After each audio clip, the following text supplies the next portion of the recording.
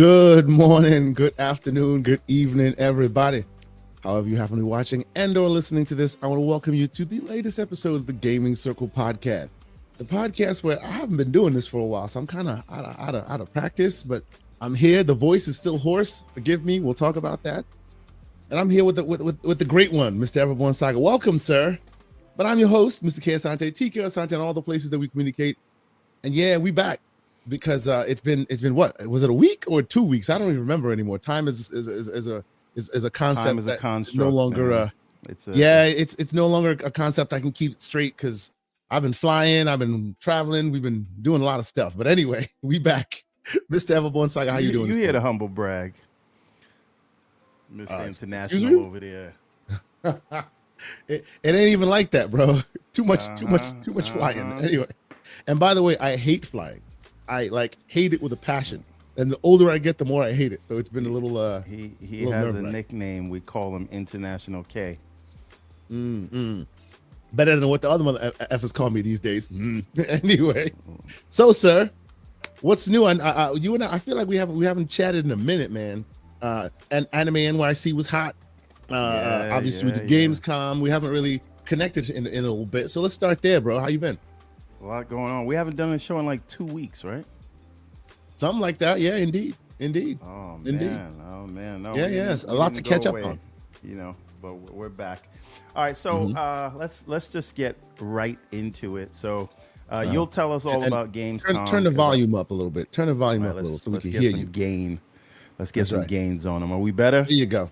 Yeah, we better. I hear you. Let's go. All right. So you were at Gamescom, which I expect everybody wants to hear about. Let's talk about Anime NYC for just a little bit. So the Everborn Saga was in the Jacob Javits Center in the heart of New York at the annual Anime NYC convention. New York Comic Con will be in October. But it was our first time doing a booth there. Biggest setup we ever did. I think LogNet came and did an interview with us, so that's online right now. You can check that out. Very cool. We did a few other interviews for the people that follow along in those circles. We had a corner booth with all the lights set up. It was great. We got to meet a whole bunch of new fans, and we'll definitely be back there next year. And we're gonna have some big announcements there. So if you are in the anime, if you got a Crunchyroll subscription, if you that's a requirement, right? If you're a JRPG fan, look into the crates. Do you understand the word waifu? Do you have a Crunchyroll subscription? This might be for you. Yes. This is for you. So we had a great time. I think they had like 115,000 people there. Luckily, I did not get con flu, and I was doing all the politician stuff, the shaking hand, kissing babies things. Yep. So, or kissing hands and shaking babies.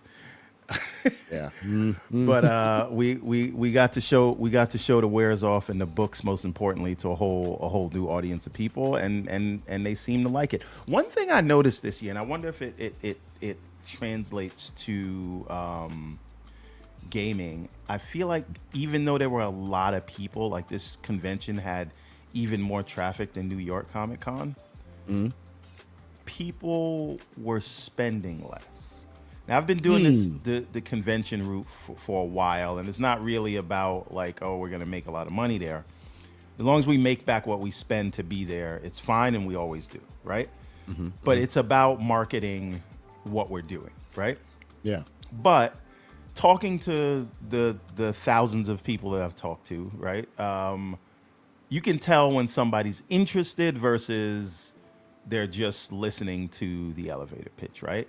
So a lot of people here seemed very interested, and what I experienced at my table, plus a lot of my contemporaries that were there, people were looking, they seemed interested, but less people were spending, and I wonder if there's some macroeconomic reason behind it. Right? Where there's less disposable income, and does that translate to the gaming industry in any way? Right? Because we're seeing it in the comic space. Yeah, that is unfortunate, man. But y'all were at least able to be Oh yeah, whole yeah, in yeah. that way, right? Oh That's yeah. good. That's good, Oh, at least, you know. more than that. Oh, fantastic. We did all right. But Fantastic. That's just awesome. for the amount of traffic, you'd think it would be. It would be a lot more. Yeah, Yeah. yeah, yeah. Yep, yep, yep. I understand, man. And I honestly, I think you may have a finger on the pulse of that, right? Like it is one of those things that we like. Not everybody will be able to fully grok or understand until you happen to do what you're doing, which is, you know, being on that circuit and you know, talking to people as much as you do. So yeah, that is an unfortunate byproduct of where we are, I guess. Interesting. Anything else? Did Now, you get to meet any people? Anybody show up? so Anybody this is the in the thing about me community? and Yeah. conventions Mm, these days. I have not been to a convention as a fan mhm, in the last decade. And well, not decade, but this decade, right? mm. So maybe 2019 was the last time I attended a convention as a fan. Okay. So I'm always there working, is what I'm saying. I'm at the Yep. conventions, but I'm manning my booth, my table. I don't have the time to go and see the people and meet the people, and any connections that I make are people that come to my table, Yeah. right? So usually before that, I would go, I'd get to meet people, have conversations, just be a fan, find, you know, exclusive stuff, find out about new indie stuff. And I don't get to do that anymore. So my view on the conventions are a little bit different. And I Mm. suspect you're gonna have a similar story when you tell me about Gamescom. Like you're there to work, right? Mhm. Oh yeah. And so I actually didn't really get to see the convention like that, right? Only walking to my booth, right? Like you Mhm. get to step away for a few minutes if you got a bathroom break or something like that. But I will say there is one. I did not know there was a downstairs area, and downstairs was where they kept the video games.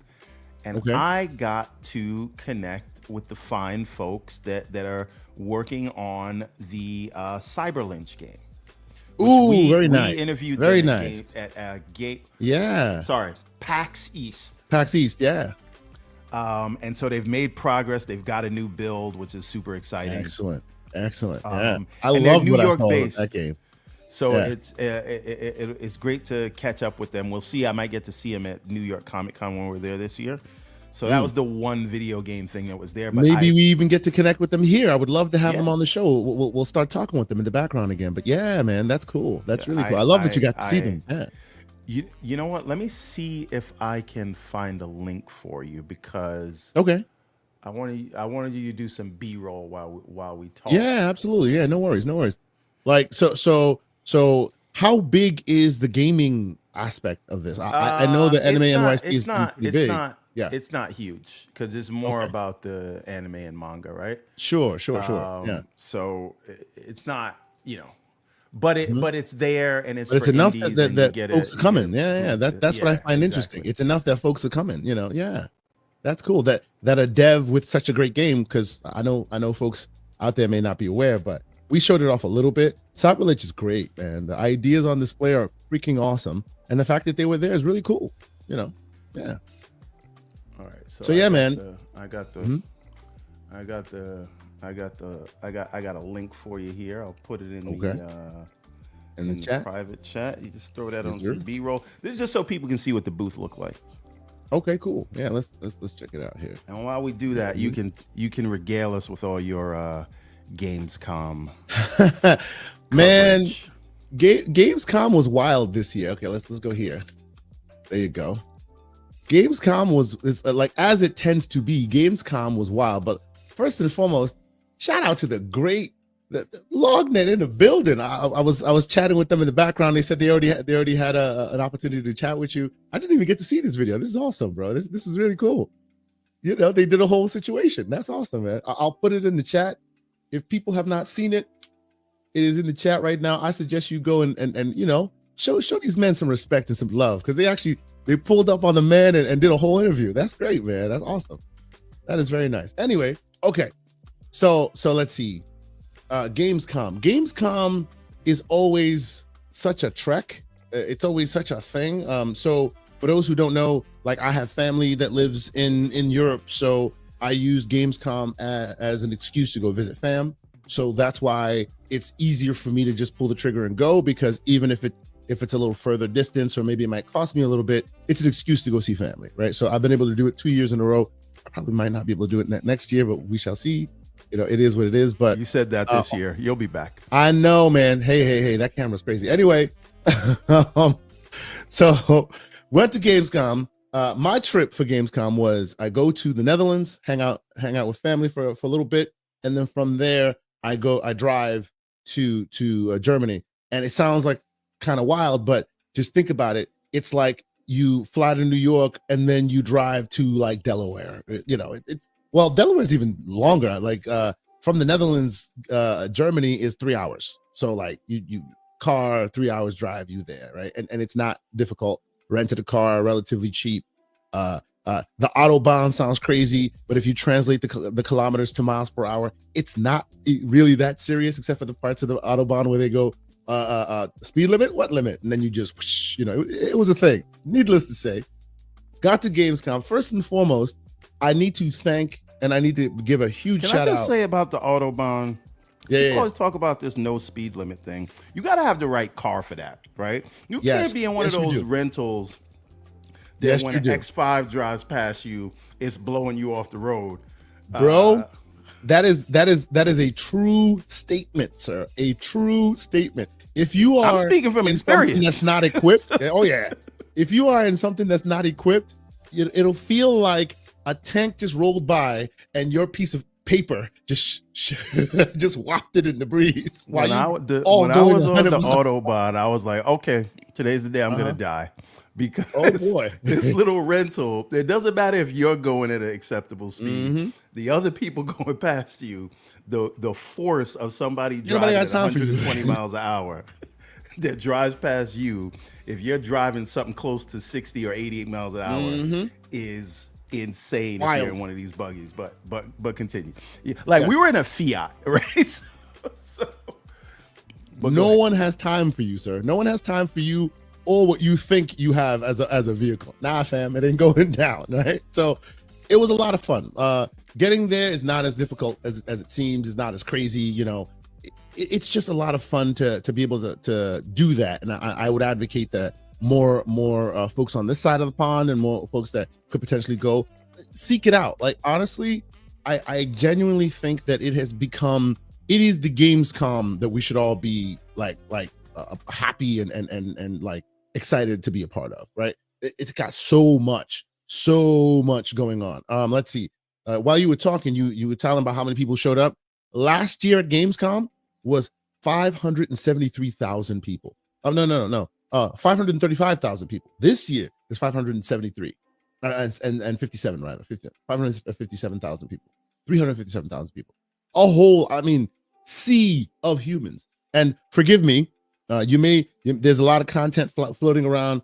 I have not been able to put my content out as quickly because it's a one-man show. I've been slowly churning through them. Had some editing issues, so that's why I did not release anything yesterday. But you will see something.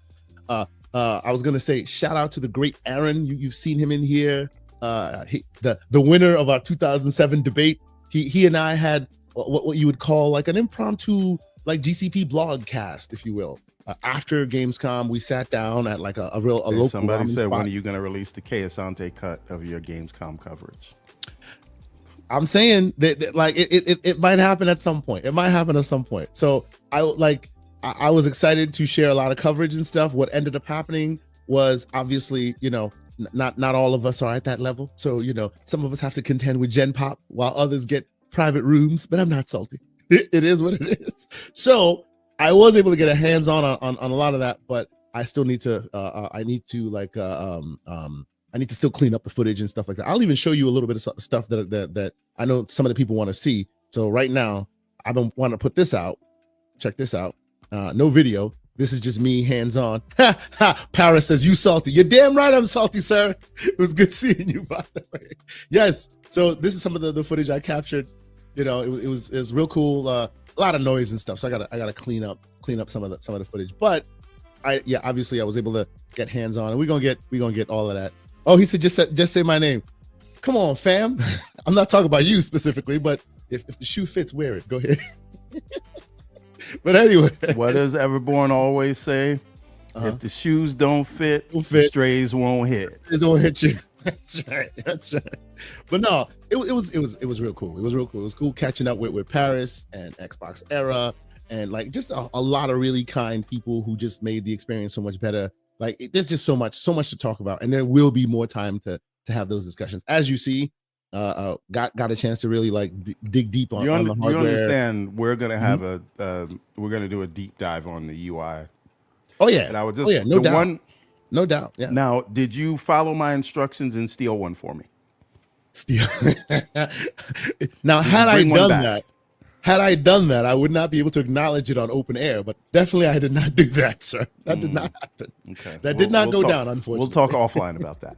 Yes, it did. Well, yes, but I will also say some of the footage that I have put out. If you have a chance to go check it out. When I first got my hands on, I was able to at least like talk to Jason Beaumont. If you don't know Jason Beaumont, he is the other Jason, the Jason that handles mainly the software and experience. So he's the other Jason, like you're the other Kay Asante, right? Salty.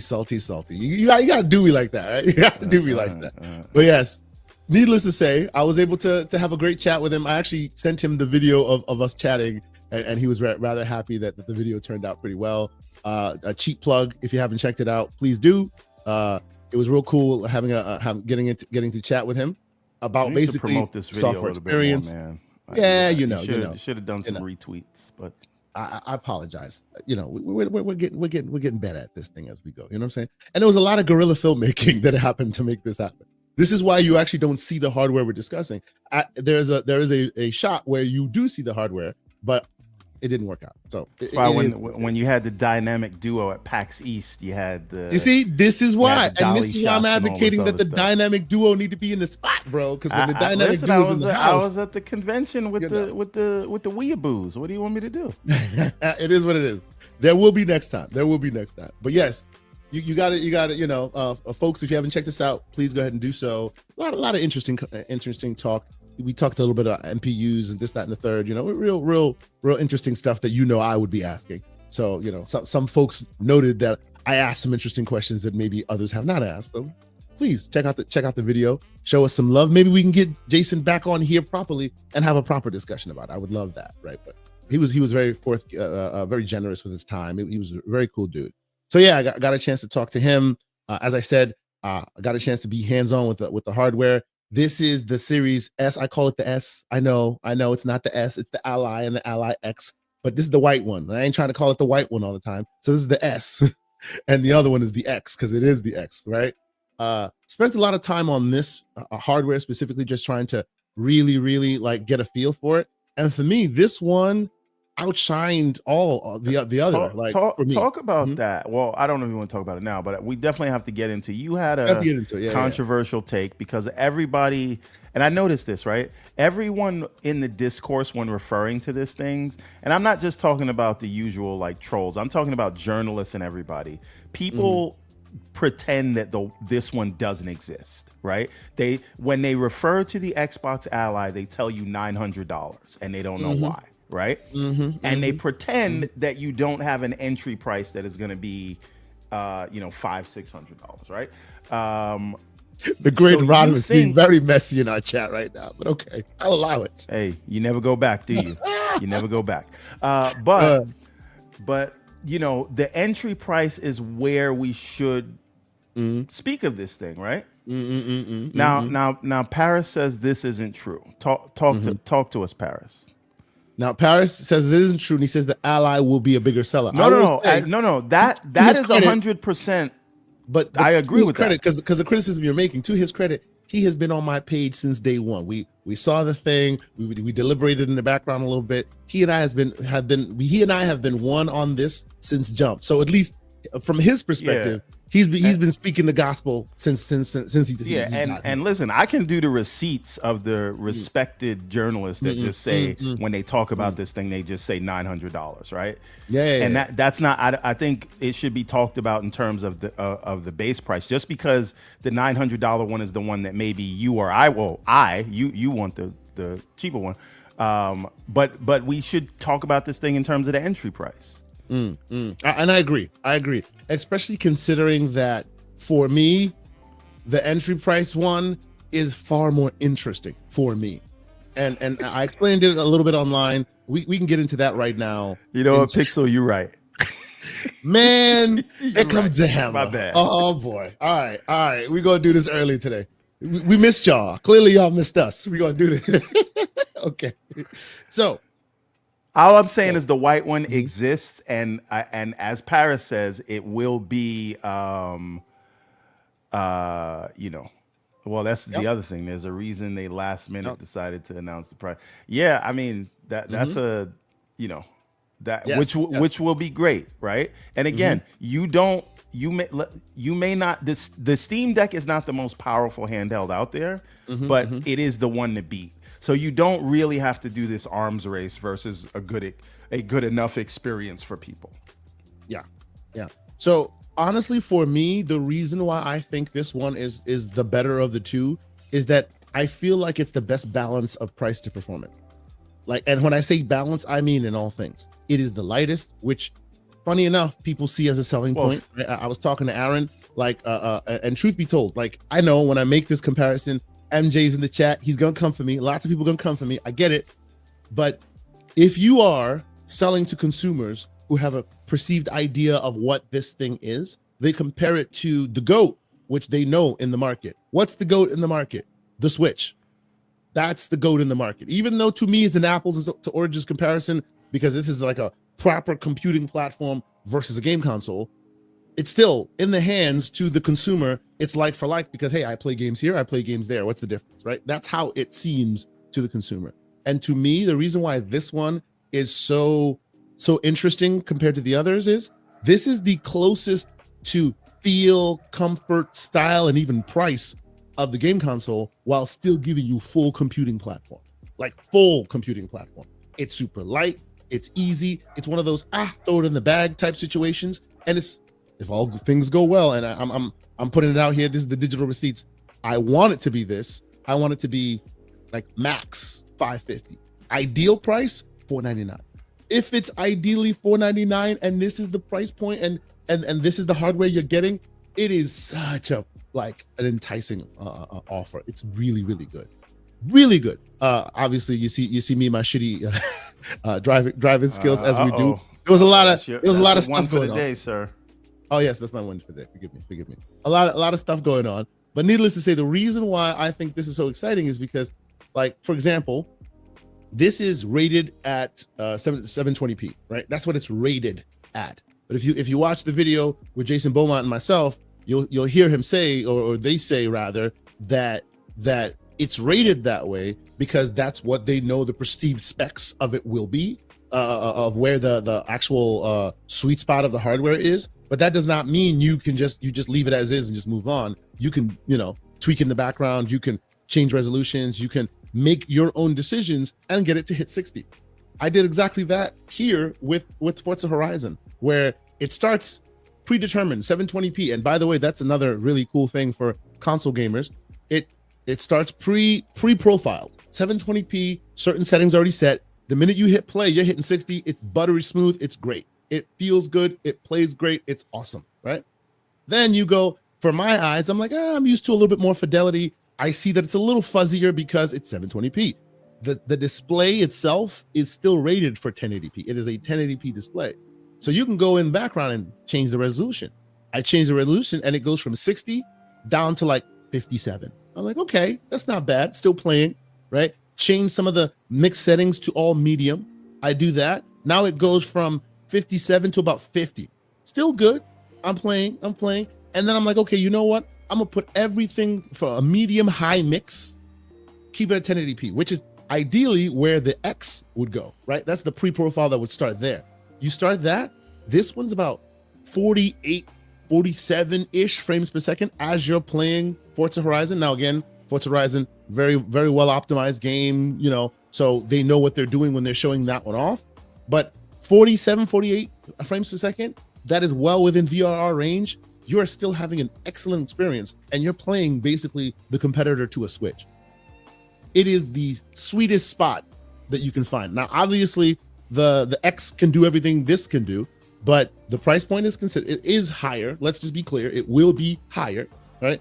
It will be a little heavier. For my hands is no big deal because I love like good sized devices. But I did hear from many You need people the whole 8 inches is what you're saying.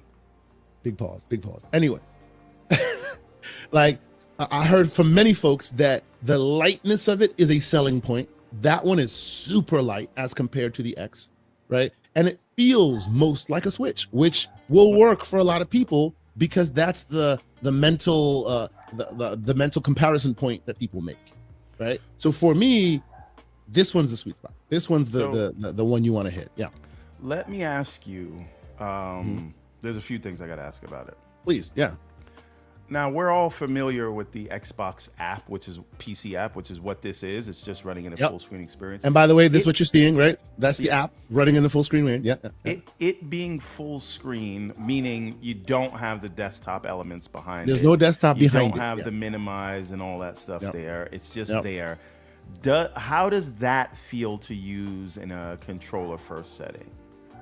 It's actually pretty nice. It's very nice. I'm as you can see, you see how when the game is about to load, it just shows the splash screen in black.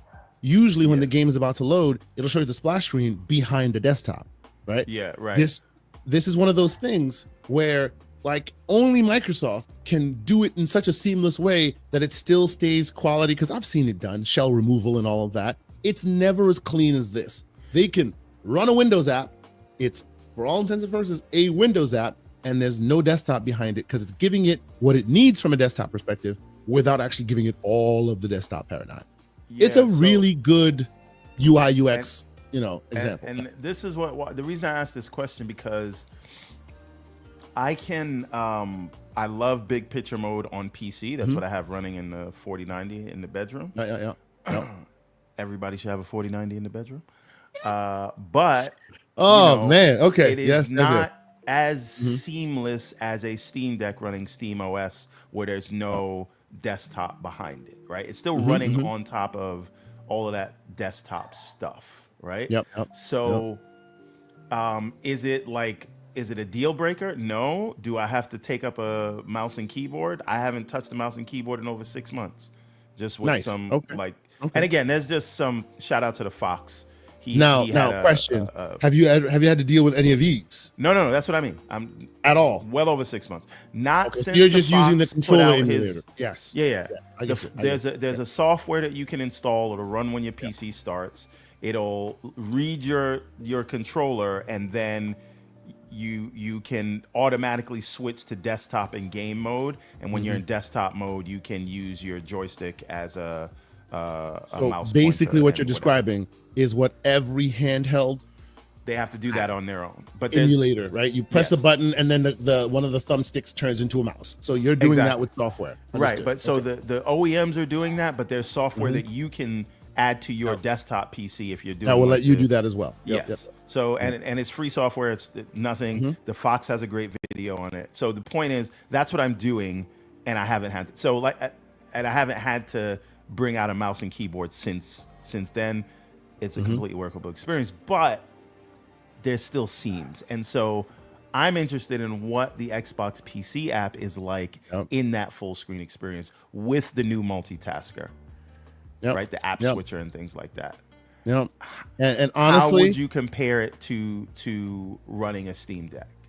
So the exciting part about this is not what they have today. What they have today is super impressive, no doubt. But the exciting thing for me is that they are finally ready to tackle exactly what you're describing. For a long time, they have been, it seems like they've been kind of shooing it away and haven't been putting the energy to it that we want them to. So is it seamless today? I wouldn't say so, but that could also be because of the venue. There are a good amount of systems on display, both in their specific booth and strewn about like the area. So what you're seeing here from me was there are a bunch of kiosks where they were, and you could just pick it up and play. Then there were some in the back rooms where there was the X and the S side by side. And obviously you saw mad footage from all the great outlets out there where they also had separate on hand that folks could then kind of interact with. What I noticed is every single one of these things, from both a hardware and a software perspective were in various levels of getting ready. Now, what I mean by that is none of them, and I see the man, Paris, I hope you're still there. Tell me if I'm wrong, because you had that experience as well, far more than I expect. Like, I don't think any of them that I got my hands on were ready to be put into a box and sold to retail. They were all in various stages of completion. And even if the hardware felt solid, the software still had a little bit here and there. And again, I think it's probably the venue that warranted that, because they got to lock it down. Like, when you see the desktop, it has nothing on it. I mean, when I say nothing on it, I mean the most emptiest of desktops you've ever seen. It doesn't even have a start button. There's nothing in the start menu when you load it up. All there is restart, like, and a terminal session, right? And basically they built these systems, they put the images on them to lock it down and only show you what you Gen Pop should be seeing. But clearly, since it changed so many hands, there's many different, builds or functionality levels that it was currently at, right? So it's very hard to determine which one is like, okay, this is the one that's ready, it's clean. But at its best, it is beautiful, it's smooth, it's sleek, it, like, the task switcher works seamlessly, right? But you had to find the right hardware that allowed that. Some of them, you press the Xbox button, nothing pops up because they locked it down. Others, you press the Xbox button, it pops up right away. It was in various stages. By the way, because this is the way we do this around here, I need a second of opinion. Paris Lily, what's good, sir? This was good. Was good. No. What's going on, man? What up, Paris? No, I just answer your question really quick, and I won't take up too much time. No, you're pretty please, spot welcome. on. So what I learned is, between the Asus booth, the Xbox booth, and then the behind closed doors stuff they had with the various handhelds, all of these devices were in various stages of build quality. Like, even the actual hardware itself isn't necessarily the final build of what they're going to ship on October 16th. And to your point about the software is in various degrees of build quality as well, because at the Asus booth, I don't know if you went over there, they had those completely locked down. That's actually what I'm looking at right now. This is the Asus. Yeah. So you could never go to desktop mode in there, even though when I was there on media day, I did get to desktop mode. Yeah, I was going to say there was a few you could actually switch to desktop mode, but yeah, and Asus actually put out a video yesterday, like it was like over an hour, with one of the guys that was actually at Gamescom, because I got to talk to him briefly, and they sort of talked about this as well, that yeah, they're still iterating, they're still getting everything final. I'm sure, from a Windows standpoint, Microsoft is obviously, dotting their I's and crossing their T's. But I think what everyone needs to realize is, and I know you're on the same page with this, it will not be perfect on October 16th. Oh, yeah. Anybody that's expecting it to be perfect will be in for a shock. Jason Beaumont said so. He said when it launches, that's the start. That's when they're going to start. That's not perfection. Yes, absolutely. Please. Yeah, I mean, this will continue. The software will continue to iterate. I'm pretty confident in the hardware itself, and I think you can co-sign that what I got to experience is good. It's going to be good. I mean, obviously, if you already got an Ally X, you kind of already know what to expect. So I think the ergonomics is a cut above. Like the ergonomics. Oh man, it feels like. Yeah, that's part of the reason why I understand the white one's more interesting, but I'm going for the X because I have an Ally X right now. You can't go back. Now here's what I will say to you, Everborn. Wait. Yes, wait. Look, I understand. You might have some disposable income to do so, but haven't you heard? Everborn frivolous purchase saga. You're talking to the FOMO king. Yeah. Wait, I've never even heard that word. Because and the reason I say wait is twofold. I mean, yes, the grips make a huge difference in comfort, 100%. But I'm curious to see what the performance is going to look like on that Z2 Extreme AI chip in comparison to what the current Z1 Extreme is on the Ally X, because you also got to remember this. They curated specific games for a reason for us to test, so they would obviously look great. I want to see what Cyberpunk looks like. on that Z2 Extreme. You try Expedition 33. There were a few. I who tried did. it, I have it in the video that I have on the channel. Yeah, I got to play it. Mm-hmm. How was your experience? Because Aaron was like, I was expecting more. If you recall, It took a while to load, which on the white one, I think you noticed Forza Horizon 5 took a long time to load as well. A long time to load. Yeah. I thought it was okay. I mean, I didn't notice anything out of the ordinary with it, but obviously it was brief because my time was limited on it, so I didn't get too expensive. But going back to what I was just saying to Everborn, I think current owners of an Ally X shouldn't do what you want with your money, right? But I definitely am not going to recommend people, hey, trade in your Ally X and go get the new one. Let's wait until we actually get some reviews and see what performance looks like. Wait, let's see what ETA Prime has to say and Carrie and all those guys. Look, maybe even your boy might say something. We'll see. You know what I mean? Let's go. But I mean, to that end, it's sound advice for people that are not me, right? Just because, exactly. Yeah. But yeah, we've been going back and forth Sound in the advice for the Discord. non-people. We're having this fun. We call it the handheld war. So it's fun. We're talking about hardware. So we have the MSI Claw guys, and then we've got the ragoons, as we call them, the ROG goons. And so we're having some fun with each other, arguing about it. But like, if I was talking to someone who wasn't like us, I would say, if you have an MSI Claw, I'm not going to tell you need to buy this. Or if you have an Ally X, like waiting is good advice, especially since the software is coming. But me. Oh boy, I can't wait. I don't even know. Anyway, so here's another thing, right? To point out, and BT Maverick is very correct. I was about to say this, but I didn't want to cut you guys off. The Steam Deck didn't launch in perfect shape from a software wise, right? No. And so these things are a marathon. And the point is that, as we said, they're taking care of these things, right? So for example, right, there's so much things that we didn't talk about that people have been requesting on the Windows handheld gaming side for a long time, right? So,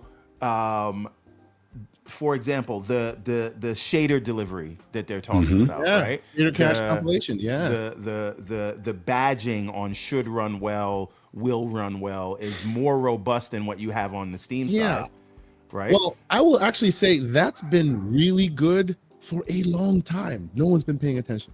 Like Windows has been doing that for a long time. You just probably haven't paid attention because nobody frequents the Windows store.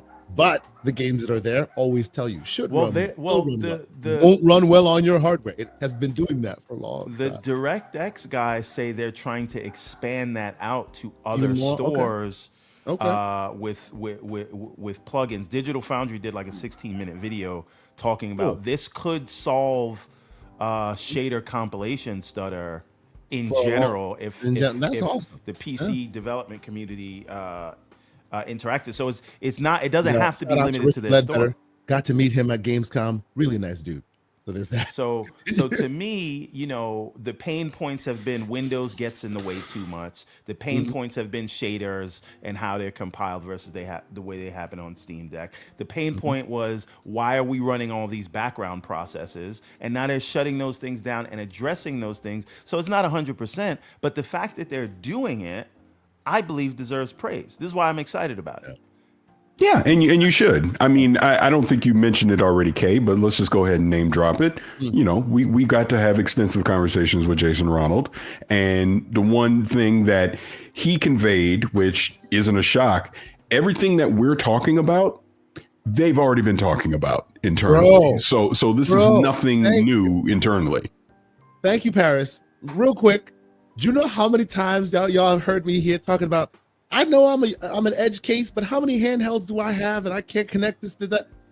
Like I go and I sit down, we're having a conversation with Jason. He's like, bro, I hear you. Every time I have to test the new hardware, the first thing I got to do is go online and fiddle with all my account settings because, again, like me, he tests a lot of handhelds, so that thing hits him as well. So don't worry, they know it, they're working on it. I was just like, how long have I been complaining about that? Yeah. Yes, absolutely. Speaking of a thing that they're working on, this is another thing we should talk about. the NPUs and the neural rendering that they talked about, because this is an AI chip, which is unlike the other Z2E chips, which don't have the AI. Don't have that. They don't have that. So, but you're not going to have that at day one. They're talking about early 2026. Early 2026. And as I understand it from the Fox, in the beginning, it's not going to work on the internal display. So this is for when you're docked, right? See, John Wolf is one of the MSI guys. So he's going against the Ragoons. So it seems, though, to me, that they want to use the NPUs for when you are plugged in, you've got full power, you use the NPUs, and now you can upscale when you're running it on your 4K TV. Yeah, that's what it looks like they're going for. But like speaking with Jason Beaumont, like I kind of, because my question to him was, what about this guy? Clearly, you guys have a plan with the AMD side. You have NPUs there. You basically put the NPUs into that device, into the SoC, whereas it wouldn't otherwise have it, because there are Z2s without it, right? So you put that in there for a reason. And what about these guys, right? And the statement was, yeah, we're starting it with what we're starting it with. And yes, the Fox is absolutely correct. So far, that is how it's looking to shape out.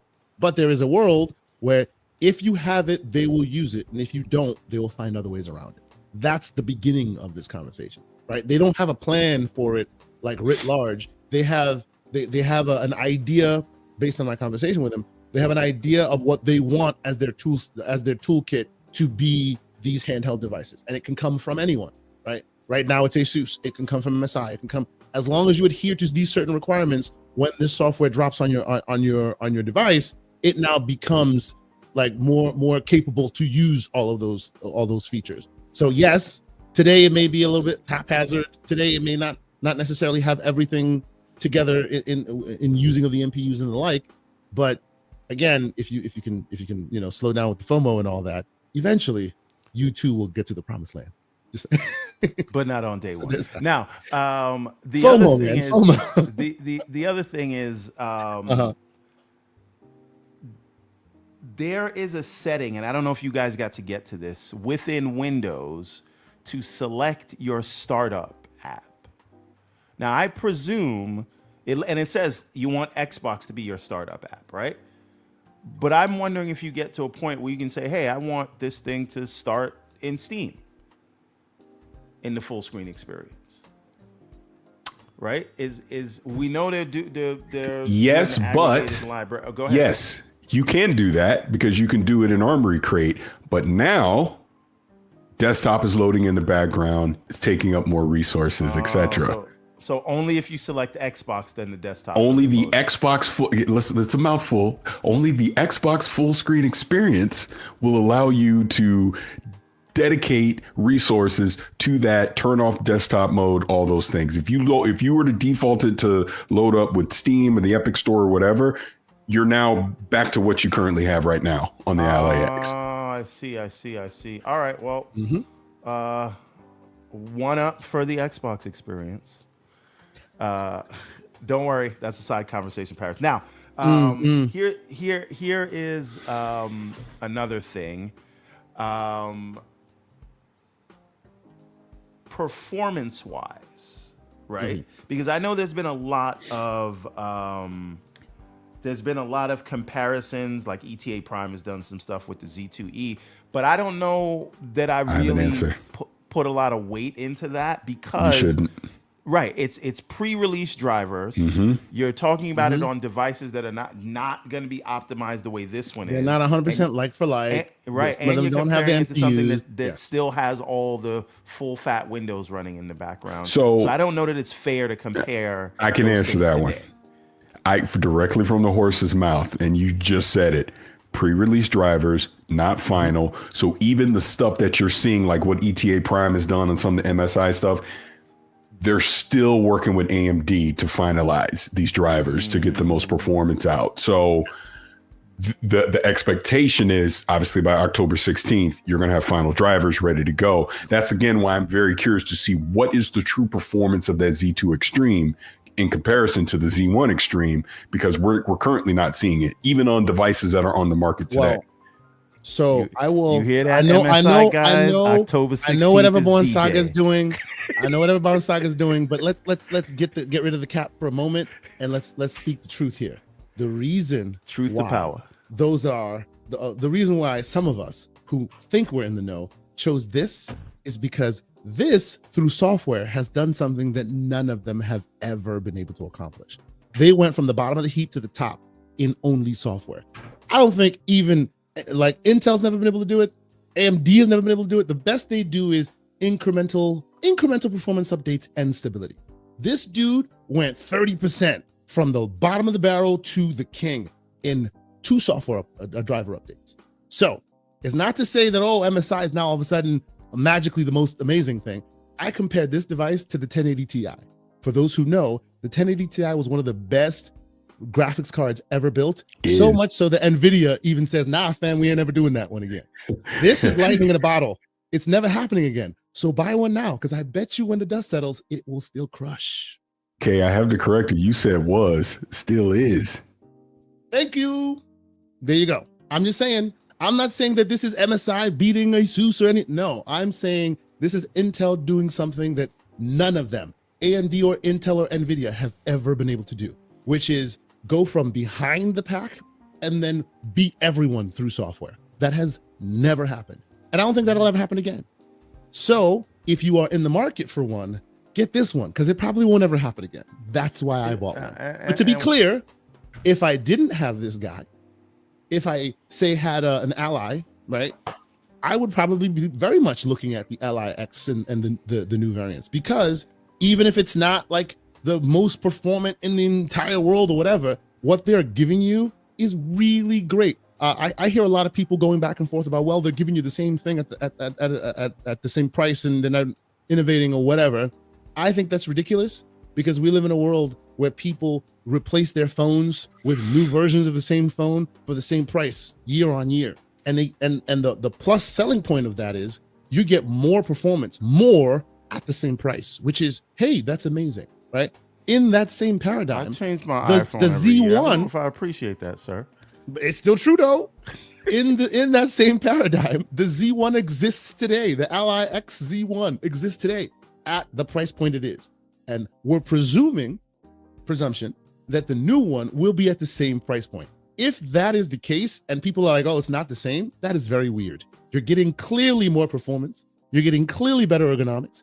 Yes, you're not getting the like any innovation in battery, because they've already put their foot down in the battery. It's great, right? I have a little this and that with the screen. That's just me. But at the end of the day, you cannot deny that you're getting more for exactly what you paid before. And if you don't like that, then that's weird. I'll say this, and then we can talk about something else. And we can move on to that. Yes, in the same way that if you already own an Ally X or an MSI Claw and you're looking at this, you may want to wait. I would say that if you haven't made a decision and you're in that $900, $1,000 price range, I wouldn't buy anything today, because you got 40 days. Don't get the MSI Claw. Don't whatever. Just wait, see what the day one drivers, and then make your decision. Yeah. I wouldn't jump on an MSI Claw. My only caution on the Claw, if I hadn't had one already, they themselves are squashing their own device. They're like, hey, look, there's a new one and another A8 with an AMD variant. Nah, fam, you don't want that one. It's harder and harder to find this one, because they're already moving on from it. So if you find one, you got to be careful, because you may not find it again. Just say it. That's all. I'm just putting that out there. You get a open box special. You know what I'm saying? Sure. That may scratches on it. That may still exist. That may still exist. I'll be with the brand new Xbox Ally X. You could get the second hand hand me downs. You know, the sloppy seconds. Stop if it were. There's a lot more hardware talk to continue, but Paris, I know you're here. I'm almost positive you also had this experience, and I said I was going to talk about it. I warned folks, and since you're here, I want you to be a part of it. And what am I talking about? This is a quick transition, and that is talking about the one and only. Oh, hold on, which one? Replaced.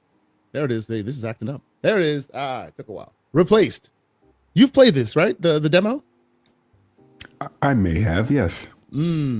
So I wanted to, because obviously Gamescom was not just about the hardware and whatnot. We had great time hanging out and got to see the hardware and all that, but it was also about games. And I was lucky enough to get my hands on this preview, and as was you and a few other folks. And I want to talk about it a little bit because I've played through this thing a few times now, multiple times, and I think it's worth a conversation because obviously this game has been on the horizon for quite some time now.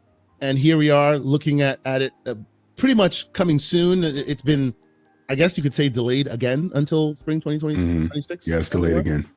Yes. So, and some. Can I just say that I support that move because it's too many games releasing on top of each other. True. And anytime there's a delay, it's good news for me because I got so many games that I bought and haven't even touched yet because there's just no time. Now, some will call me like exalting this game and putting it on a pedestal and saying this is one of the best games I've played in a while and I'm looking forward to it. Some will call that glazing, but to me that's just a little jelly.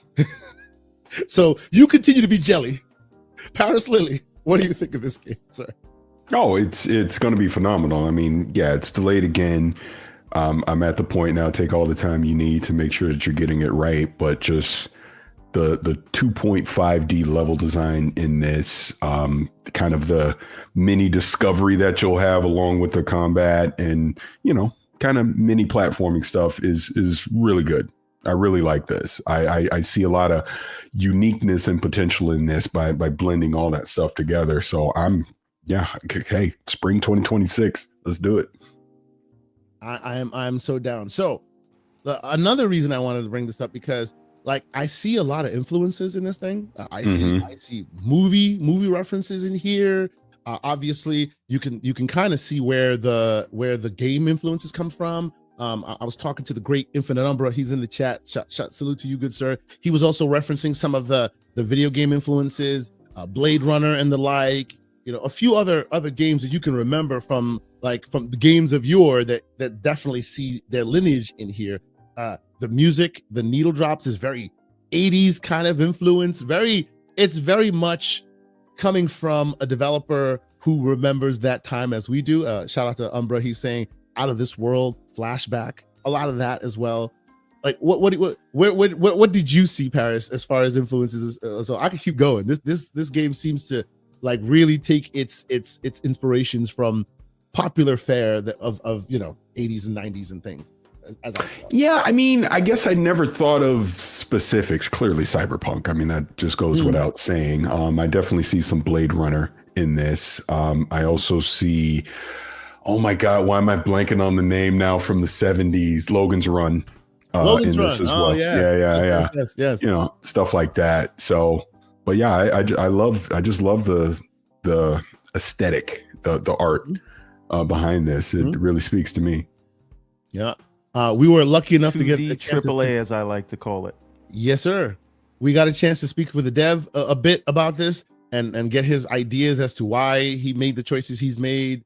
And like my favorite part about it is it's like this game, it disarms you in the thought that, yeah, it's a 2D game or it's got a pixel-based game, so it needs to follow the rules of pixel-based games. But as you can see here, it definitely doesn't do that. Right? Yes, it's a pixel-based game, and then you turn around and the God rays are just shining, and all of a sudden you hit the menu button, else? Everything changes. It's wild what it does. Yeah, what were you saying? Another thing is they're almost using this sort of handheld style camera work, right? Like there's actually a cameraman in the 2D space holding the camera and moving it and doing tracking shots like that. Very interesting what they're doing. Very cinematic choices that they're making here, right? That, and of course, finally the Arkham style combat, which like in a 2D space and oh yeah, and there's the menu real quick. I'm just scrubbing through it. I'm not trying to kill it. And for the record, the developer said that a lot of this footage is literally like a very small chunk right at the beginning of the game. So it's not like there's mad spoilers anywhere. I'm actually scrubbing through because I want to find a section where there's more combat to be had, so people can get a better sense of what the combat looks like. But there you go.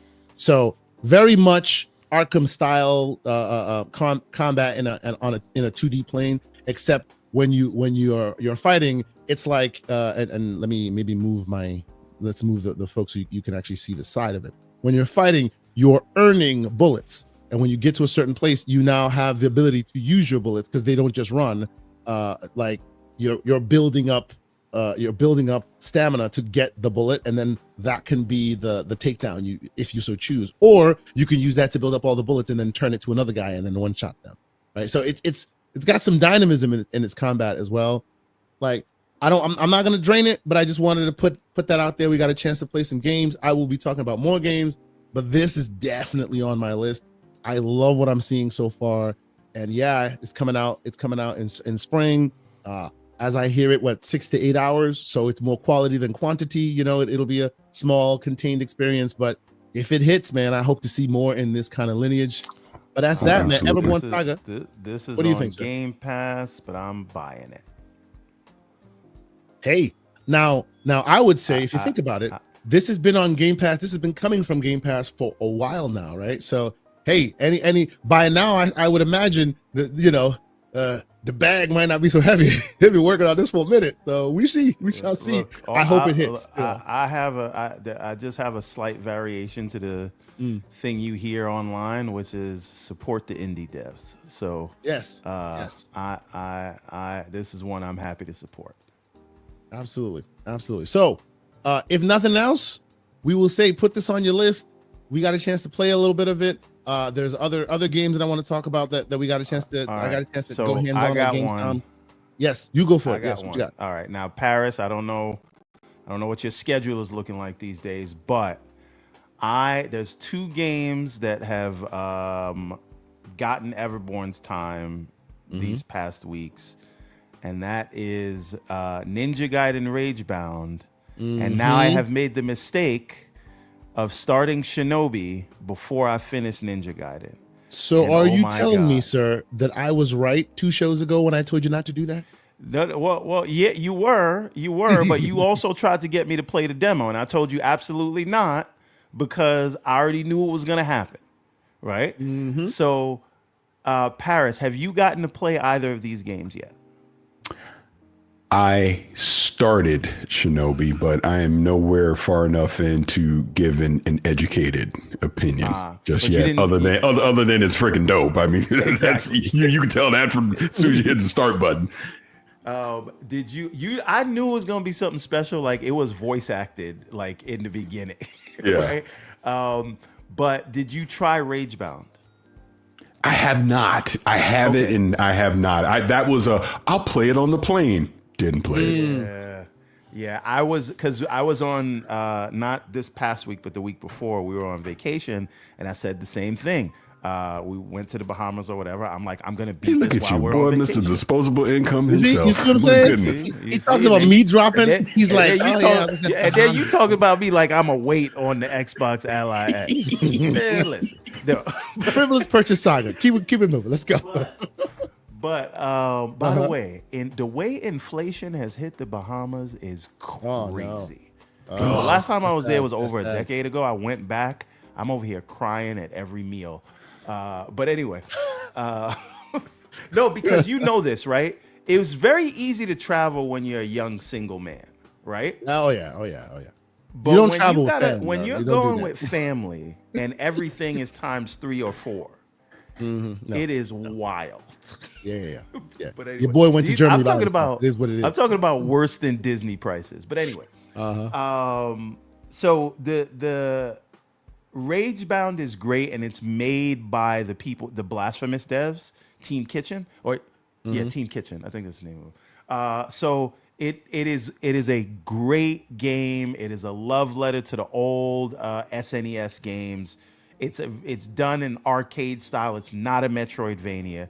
It's just it's great. It's fun. It is like it's comfort food, right? And it's all pixel art. And I love it. I'm playing it. It's challenging. I love some of the new stuff that they added to it. You're not playing as Ryu Hayabusa. You're playing as one of his students, but it's great. And then I go to Shinobi. And the music, the hand-drawn animations, the combo system, the supers, the voice acting, the production, everything is They just up in the ante. uncuttable. Yeah. And again, we have to understand, Sega is a multi-billion-dollar corporation, right? Single-digit billions, but still multi-billion-dollar corporation. They are bringing back their stuff from 90s or whatever, and it's not fair to compare that to a small team like The Blasphemous team. yeah, it's not fair. And Dotemu, my favorite publisher, but they're a small publisher. So of course Shinobi by Sega is gonna have a bigger budget. But you can just tell this game just had a bigger budget. And to give you a little bit of history, if you know, this is done by Lizard Cube, right? Now I want to give you some of Lizard Cube's track record, right?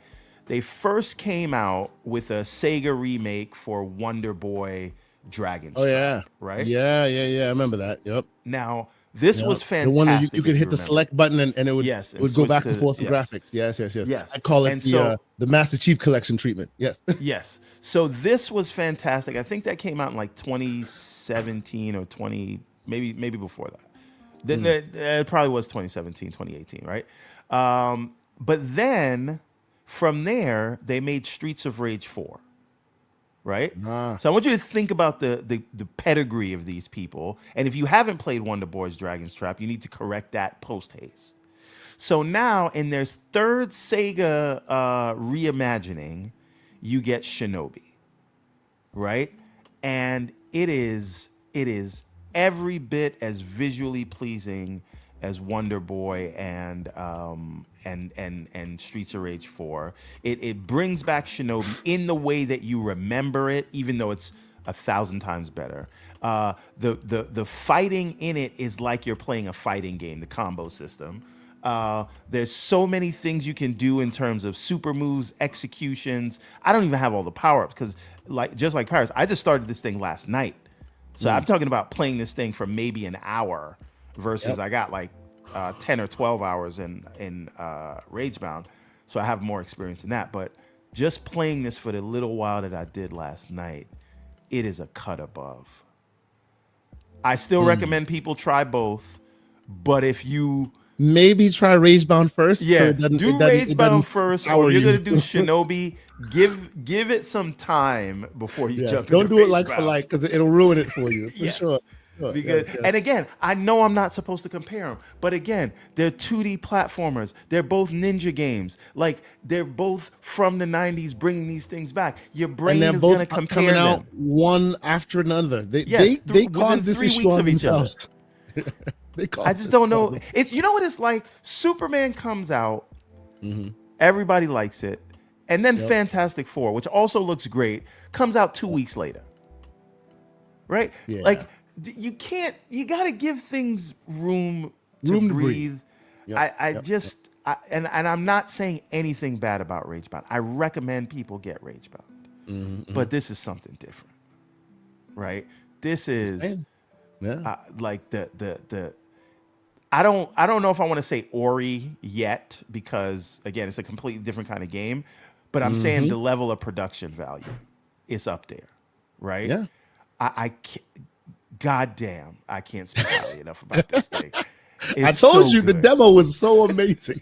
The Like, demo was this- phenomenal. If again, I'm very early in it, but like Hyperbolic. Expedition Go ahead, 33 keep going. is my game of the year right now. I just know from the little time I put into this that this is going to But be you up see, there by I the end know of the what year. your game of the year was last year in Prince of Persia. I'm like, bro, Yeah. this is your game of the year. Yeah, I played the yeah. demo. I'm like, Everborn Saga Catnip. I knew it. Yeah, it's speaking my language, but I can't disrespect Expedition 33 like that. But we'll see. We'll see where we are by the end of the year. But E33 my boys is God. aggressive. this has the Everborn seal of approval. Do not walk, run to whatever your favorite platform store is and get this immediately. You will not. You will but not. Pixel Bit G By the is way, not what you're wrong, looking sir. at. This is the beginning of the game. It is. This is all in the demo. Pixel Bit G is not wrong. He says play Rogue Prince of Persia. Yeah. I'm I not actually wrong. have that. That is also I another one of those. I didn't. I bought it when it got it when during it was the early access. Yeah, me too. But I Yeah. never actually got into it because like I always buy games that I like in early access and wait for 1.0. So if it's 1.0 now, I'll definitely check it out. There it is. You know what? Let me ask you, Paris, before we keep going. What are you playing these days that maybe people might not be aware of? Redacted.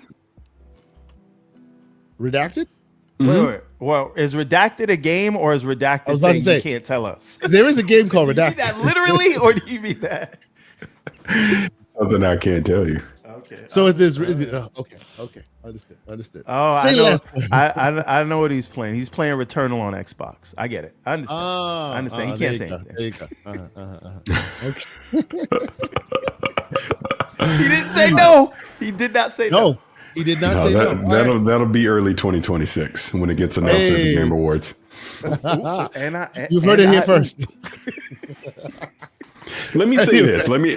Yeah, I am playing something I can't talk about. But let me say this before I get out of here, just on that subject. I jokingly put out a tweet where it was the Scarface meme where, you know, him and the other drug lord are laughing, right, on the phone, and you see the money counting. And all I said was Hiroki and Phil looking at that player count on Helldivers 2. Love it. The anger. The anger I saw by putting that out just encapsulates everything about this stupid console war.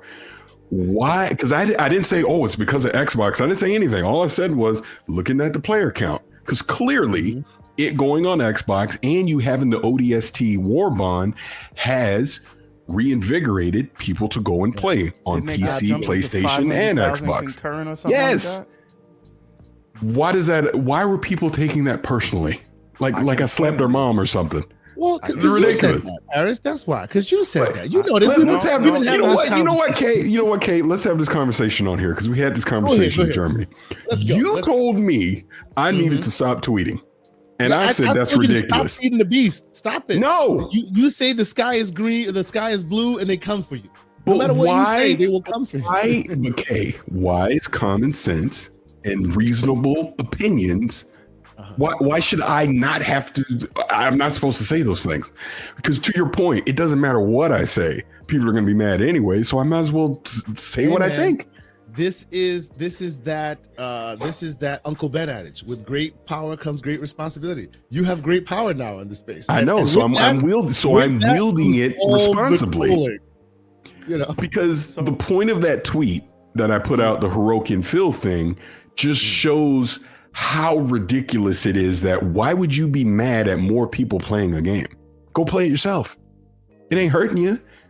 You know what I'm saying? So I will continue to wield my quote unquote power in that way because it let people tell on themselves. I guess that's what I'm trying to say when you do something like that. Here's the thing, Paris. Like the reason you saw all of that, and I'm sure you got these explainers on why exclusives are matter. Oh no, we're not doing this right now. We're not doing this right now. I see what you're doing. No, I'm not. I promise I'm gonna be respectful. I promise. What I'm saying is people have been tied to this idea that that Xbox is a dead platform and people don't buy games on there. And so when you see something that flies in the face of a generally accepted talking point, now you have to find a way to justify it, because if you were wrong about what you thought about the Xbox platform, then what else are you wrong about? Could the Tooth Fairy be fake? Maybe there's no Santa Claus. My God. My life is a lie. So the problem is, right? No one wants to accept the fact that maybe, just maybe, they had been driven by feelings and emotions and not actual facts and data. Now, what the facts and data say is that the industry is trending towards a more open distribution model because you have certain parts of the market that are growing. You have disposable income going down. I just talked about this except for you, clearly. well, hey, what can I say, baby?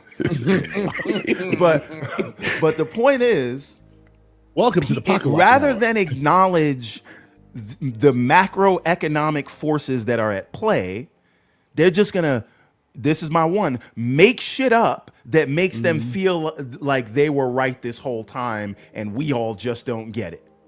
So when you say a basic thing like, hey, more players equals more money for these corporations, they're going to tell you why no, actually, it might not mean more money because exclusives drives things and Jordan's, forget it. I said I Now, wasn't gonna say sir, you are that. Now I'm going to shadowboxing. stop. Calm down. Now I'm going to stop. Now you're going to stop. Calm down. But No, Paris, clearly, I will. please. I will say no. Go ahead, Kay. What are you going to say? I'm sorry. No. I want you to get the final word. Go ahead. No, I was just simply going to say, just real talk, all joking aside. I was definitely happy to see that Xbox and PlayStation partnered on a project, and you're seeing the fruits of that labor be successful, right? Which means we will probably see more of this down the road, and that's good. It's a good thing for everyone. Play where you want. The fact that a Gears of War and a Helldivers cross-pollinated and launched on each other's platform the same day is good for the industry, and I want to see more of it. So again, you were joking about Returnal. If that turns out to be true, good. I love Returnal. I would love people that have not bought a PlayStation and have not built or bought a PC get to experience Returnal because it was a fantastic game. There's nothing wrong with that. So look, I'm excited for this more of, because in Kay, you know this, because at Gamescom, what was the marketing thing that Xbox had? Anywhere is a great place to play. I think it was. Is a great place to play. Yes. Yeah. Yep. It's true. This is true. Play where you want. Who cares? Again, that doesn't mean exclusives don't have some They do. Yeah. value, Yeah, right? they do. What we're But both saying things can be is, true. Yes. Yes. Some things make sense, and it's good that people are working together, and for certain titles that more people get to play them if it makes a more healthy business to get you more of the games you want. Hey, that could be a good thing. Gasp. Oh my God. Clutches of pearls. Anyway. All right. Well, I appreciate you brothers having me up. Oh, bro. Thank It you, was sir.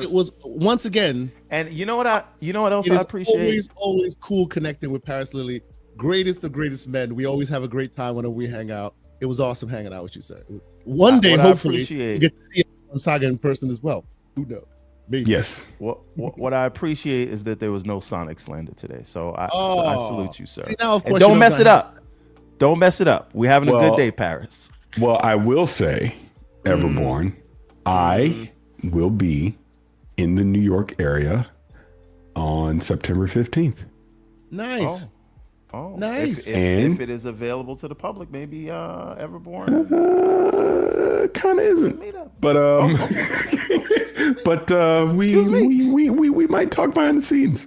I'm just saying, right? Like just because Kay Asante is not around for GCP to represent, Everborn Saga is local. Yes. Let's have a If they let you do a conversation. +1, you know what I'm saying? Hey, man. Kind of. I don't think they will. So let me tell you what's happening, people. He's going to a Sonic event and he don't want me to come in because he don't want me to be great, Hey. right? Although I I understand will what's say, I got to play Sonic Team Racing at Gamescom. Pretty cool. I'm just saying. Did you get to play that, Paris? It was I actually did. I good. did not. I It was purposely very avoided cool. it. It was cool. I'm just saying, putting that out there real quick. For those who like the kart racing, this was actually pretty damn cool. And the lines were around the block. People played it. It was really like something. So for the But Sonic on- levels. But on the real, and I'll jump out of here on this. On the real, everyone, yeah, we'll talk privately. But I am going to be there on that date, and I think I'm going to be there again in early October. So I'll let you know. Nice.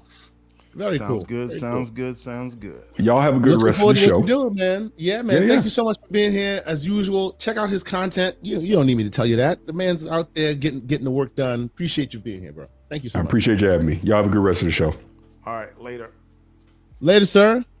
And here we are. So before we continue, real quick, thank y'all again for being here. Always awesome. It's been a minute. We've been off for a while. We thank you guys so much. We see almost 200 folks on all the various platforms watching right now. Thank you for continuing to rock with us. Hit the like button if you happen to be on the YouTubes. You know, let the algorithm know that you appreciate what it is we're doing here. If you are not a member or a subscriber, it is your choice to hit that button. We'd appreciate it. You know, we would. I see a lot of folks in our community also reminding you to check out the Discord, because we have a lot of fun in that Discord, slanderous and otherwise. That is discord.gg/TGCP. discord.gg/TGCP, the Gaming Circle Podcast. You join that, you'll be able to communicate with us on a weekly, on a daily sometimes. We're in the chats, we're in the audio. We have a lot of fun. So before we continue, let me just catch up on a couple of these super chats that came in, and we're going to get right back to it. First and foremost, the great Sith Lord, who's always promoting, always letting folks know that we here and doing what we're doing. He says it's the guy who had hands-on with the Xbox ROG Lucky. Well, thank you. I appreciate it. This guy with the thumbs. Yes, that's what happened. Thank you. Also, Adidas 20, who's been a member for 15 months. He says, great morning and salute. Great morning to you, sir. We appreciate your generosity. You've been a member for so long. Thank you. We appreciate that. Erodimus, also a member for 16 months, the slanderous one. He's probably more slanderous than you ever, boy. I usually hear this man in the chats. Oh boy, that man is great on Discord. He says, hit the like button. We appreciate you. Please follow his lead. Hit that like button if you haven't done so. We need a great debate between Rodimus and Slow Mo Backslap. Oh man, that'd be the debate of all debates, man. And MJ, who's on vacation, if I'm not mistaken, with $5 super chat, he says, well, I said this about the Xbox Ally, and the Ragoons told me I'm hating. Paris just did the Lord's work. MSI Claw AI handheld of the year. All right, take it easy. We gonna let that one sit. Keep it moving. Briscoe_son with a $5 super chat. He says, now I have a PC. I struggle where I buy Helldiver. Same for Wukong. Play Anywhere is bringing attachment to PC. It is the thing, isn't it? When you actually have that ability to buy it once and just play it everywhere you want, it kind of makes it difficult to just frequent the stores you usually frequent, because you're like, well, do I have to buy it twice now to be able to have it on my handheld or vice versa? You know? Yeah. I will say though, that has led me to choose to buy more things on Steam. Because then everywhere Steam is installed. Everything on Steam is Play Anywhere technically, but that's a conversation for another day. Mm-hmm. And then the Infinite Umbra, who's also been a member for 16 months. He says, good morning, my brothers. Replaced is going to be great. Shinobi is phenomenal, and the console wars are over. You think so? I don't think so. Check out the Discord. You know what it is. Maybe they are over from administrative perspective, but the front lines are still going. They didn't get the memo yet. They're still shooting at each other. That's right. Just like when people were talking about, Xbox is no longer doing exclusive, the community will go away. The community didn't go anywhere. They just reformed in a different space. The community is still here. They still slanderous. They still do what they do. It's just manifesting in different ways. You know, it is what it is. It will continue to be what it is. But it's all good. All right, let's get back to this, because what I want to do before we continue, the master of the Discord chat is here, and he needs to be heard. Lucius, with a $5 super chat, he says MSI boys doing everything they can to set a narrative. I've never seen someone confident in what they have defended this much in the streets. Damn. Hey man, you gotta calm down with all that. We ain't defending, we're just telling you what it is. It is what it is, man. And Floodzilla, $5 super chat, he says, just remember, good sirs, consoles are irrelevant. And he says that while stroking his beard with his pinky in his hair. You know what I'm saying? That's what he does. But then again, we don't really listen to what he says, because then he goes back to Linux, and that's also relevant. Anyway, before we continue, once again, thank you guys. You know, I know we've been gone for a little bit. You know, we back, and all y'all are here, and you're really representing, and you're standing with us. We appreciate y'all. Thank you so much for continuing to rock with us. Let's get back to the games talk, because I know Evermore, you and I, we wanted to talk a bit of what's happening with the Gears and the Helldivers too. But before we do, and again, this channel will be flooded with more content as I turn it out. It will take me some time, but there's a lot of content that I want to at least make mention of, because many people were so generous with their time, and many people were really cool to show me some of the wares that they're working on. I have a quick block I would call them a quick block of what is called rhythm games that I kind of want to talk about real quick. But the problem with talking about rhythm games is unless you're playing the music, it doesn't really like connect as well. But I have to mention it, and I really want people to put it on their list. I got a chance to speak with the developer of Dead as Disco. I put it up not too long ago. This is a bit of footage from that. Check the GCP channel, you will see it. What is Dead as Disco? Dead as Disco is basically a 3D, sometimes 2D beat 'em up, right? A la Streets of Rage, like where you're just walking around, just beating fools up, but it's to music. So it's not even to like the beat necessarily. It's to music in general. So it's to lots of different parts of the music sequentially, like with a sequencer locked in. So the best part about it is, like, the more you play, the more intricate the combat gets, but it is very, very good as far as making you feel real cool. Yes. -0 asked the questions. Is it similar to Hi-Fi Rush? Absolutely it is. Which is in that it doesn't penalize you for not getting it right, but it makes you feel even better when you do get it right. When you are like jamming to the beat. Like when you're jamming to the beat, it's called Dead as Disco. It is very cool. I found this on Next Fest last year. Like literally out of the blue, found it on Next Fest. Is it out now? Mm-hmm. Or is it right early now, access or a demo? Right now, but that's the odd thing about it. And Everborn Saga, you need to watch my videos, man. You would have had all the answers to this question. My So right now, what we're seeing here. You didn't see my Iron Lords interview, so I did. You can't talk. True. Right now, they released a demo on Next Fest. They didn't take it away, and what they're doing is every once in a while they add more to the demo as they're building it. They're adding more to the demo, adding more. I got a chance to, as I said, to speak with Adam Horowitz is the gentleman's name. Really nice person, very, very, very giving of his time. Had a great chat. This video actually has us having that conversation in the background while you're watching the content. The recent addition they added was an add your own music mode. You can literally add your own music. It will scan the song, find where all the hits are, and then help you, vibe to the beat. Like in this demo, towards the end of it, I literally have beats that I've created, uploaded, MP3s uploaded, and I'm like jamming to this beat, like my own beat in this game, and it worked. It is very cool. Like I love it. It is. Look at this subway sequence. This is what convinced me. Like you're just locked in. It's all swag and cool hits, and if you hit it right, you get extra points, and it helps you like power up to get even better abilities. You're fighting against these guys, and at any moment the freaking subway shows up and it could just kill everybody on screen. So you got to be very careful when you're moving. It is awesome. I love this thing, and it looks like it's gonna get better over time. So, and of course, it's on Next Fest. I think it got like a 98% approval from Steam. So anybody who's tried it is like, yes, this is it, right? So just telling y'all, can't share the music with you. A lot of music, right? I asked them about streaming mode and whatnot. Some of it you can't stream because it's actually popular music, but they've also worked with a lot of devs, a lot of artists, so you can stream some of it. So you will most likely see me streaming this when it pops up, like when I'm able to. I love this part. Like this is like the oneer shot where you're just going through the train, just like left and right, murking fools as they come along, and you have to be aware of the Arkham combat because it's also kind of Arkham combat like, but all to the beat. I feel like you're calling excellent. Everything Arkham combat these days. What I mean by that is, what do I define as Arkham combat is the X button for main attacks and the trigger, the Y button for counters, right? Like that alignment has been very much defined by Batman Arkham, right? And actually, I spoke to the developer who specifically said that. He said, yes, that was an inspiration, right?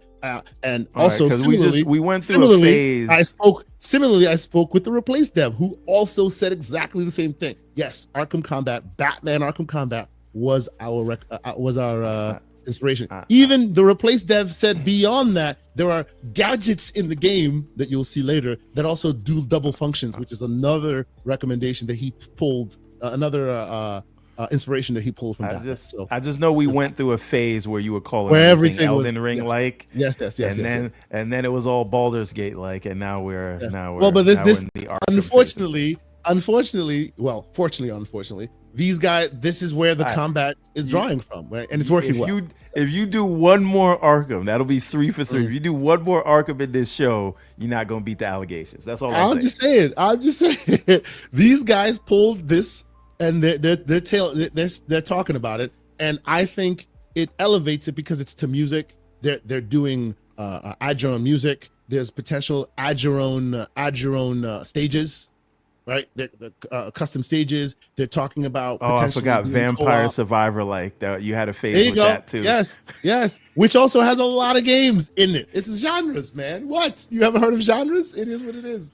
As you can see, you can also build out your guy. You know, make him however you want. You can build. There's a lot of customization in the game.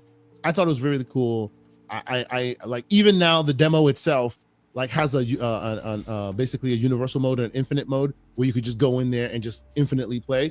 And in the demo itself, they say, hey, do you want to join the playtest? You hit yes, and now every time something new pops up, they will just upload your demo. They'll update your demo with the latest stuff. So from time to time, you get different levels and stuff like that too. So I say all that to say, if you are a person who is into this kind of rhythm game, you think it's cool, it is now on Steam. Check it out, man. I hope to have the dev on at some point soon to talk more about it. Very cool, very fun game. If you like rhythm games like I do, put it on your list. It's really fun. Real quick, another one I want to talk about, and this one I'm going to do a review on, but I just started it, and it is really hard. It's hard, but it's also very fun. And that's called Fresh Tracks. I was playing it. I actually, funny enough, wanted to play a little bit of it on the plane, and I ended up playing way too much of it on the plane. It's called Fresh Tracks.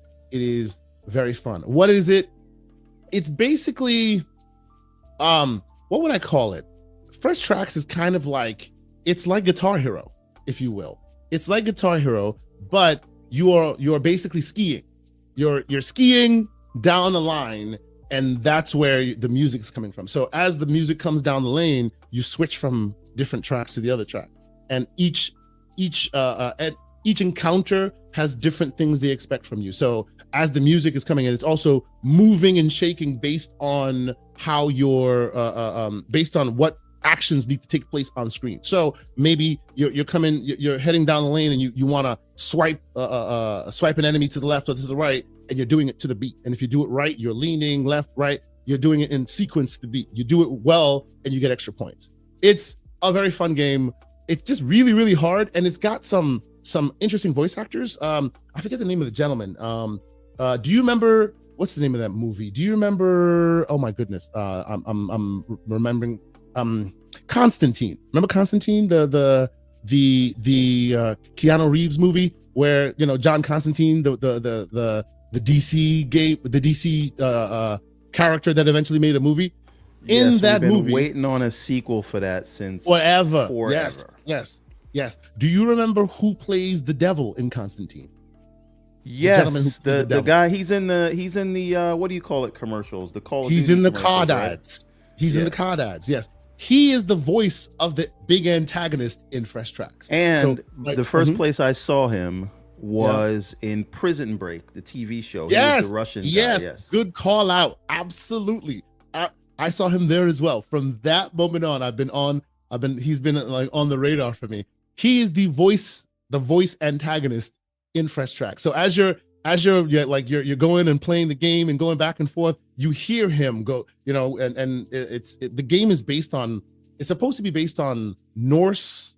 It's not real, but it's kind of like this mythical Norse mythology thing that it's being based off of. So from time to time, he plays like the voice of Zeus, if you will. He's the big antagonist in the game, and it just adds a lot of interesting gravitas to it. So it's on PlayStation 5 as well. As you see on the screen, this is what it looks like. So as I said, and of course I can't play the songs because it's one of those things. But it is very fun, can be very difficult as you're playing the game, and it's got a whole bunch of bops. It really does. It just like infects your brain, and you can't stop thinking about it. It's very good with the music, and you're like connecting, as you see here, moving down different tracks. You have to adapt quickly to the music. Oh, and you're moving left, you're moving right, you're leaning, you're back and forth, and it's all to the music. So you're very much like it's adrenaline rushing. Very, very cool. And you know me, dad, so it's always good to be able to find a game that's fun, challenging, and you can play it with the kids. My kids are into rhythm games these days, so this is one of the games I've been playing with them. It's quite cool, quite cool. It's not easy, but it's pretty cool. So I've been playing fresh tracks as well. So if you're a rhythm person, keep this on your list as well. I love rhythm games, so this is definitely for me. Are you a rhythm person? Rhythm game? No. You were at my wedding. We didn't dance. Like, I'm not a rhythm person. He did the rock away real quick. Exactly. Like, there's two moves I can do. I'm doing that rock away thing, and then I got to turn the girl around, and then I can move like that. I can move the hips like that. That's it. All right. But anyway, so there's a few games. I don't know if we talked about Fallen City Brawl and Rah Rah Boom. Oh, Rah Rah Boom. Now, Rah Rah Boom we saw at PAX East. We did. Okay. So it's out now. I played it. I didn't get a chance to play it. So which one you want to talk first? Fallen City or Rah Rah? Fallen City is like Streets of Rage, but Streets of Rage 2, not Streets of Rage 4, right? It is old school beat 'em up. It's like if you mix Streets of Rage with Final Fight, you would get Fallen City Brawl. See, the best thing about this is there are so many games out these days that this totally missed me, and Everborn Saga's putting it on my radar. This is awesome. Please expound. I have never seen this before. So it's the arcade style. It's the 2D pixel art. They do the zoom by the way, Erodimus like is the really old Neo Geo games. Erodimus, please. That is just foul. That is just absolutely foul. Hey, I got rhythm where it counts, buddy. Oh, I just don't know the dance moves. All right. Go ahead. Yo, this looks like they're taking that like Sega engine aesthetic damn serious. That's what I'm saying. It's more Neo Geo than Sega. Sure, right? Sure. Okay. But like it is all the stuff you remember about the old when you actually used to have to go to the arcade. There's an arcade style beat 'em up. It's even got the stick notification. Yeah, I played this is I'm pretty sure I spent less than $10 on this. I can't confirm or deny, but like it's cheap, absolutely worth it. If you remember this style of game, it's everything you remember. It is it's beautiful, really fun, and on handheld, it's gonna sing, right? So you're gonna play this different thing for characters 18 hours on the Ally with the bad battery. Exactly. So that's cool, man. Yeah, check this out if you remember these old school kind of games. It's a great love letter to them. All right, so the next one is Rah Rah Boom. Art style, great. I have not played this long enough to make a full judgment on it, but we were in love with that art style. We were in love with that animation style.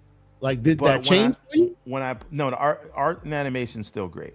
When I played it though, it just didn't. It felt like I don't know. I just wanted more from it. And again, I will say this. This is one of those things that is probably better to play on your TV than a handheld. Not because of any performance issues, just because the characters on screen are very small, tiny, and it's kind of hard to see what's going on when you're on handheld. But when we played it at PAX, it was very fun. It just I didn't feel that when I played it on handheld when it came out. So. I do need to give it more time, so this is not like a review of it or anything, but I was very excited about it, and I'm less excited now. That's unfortunate. Yeah. But again, art style's great. It's just it's something. All right. So there's a few more because I know we gotta move on. So no. Speak on it, man. It's been a minute. The next one is a game called Ovis Loop.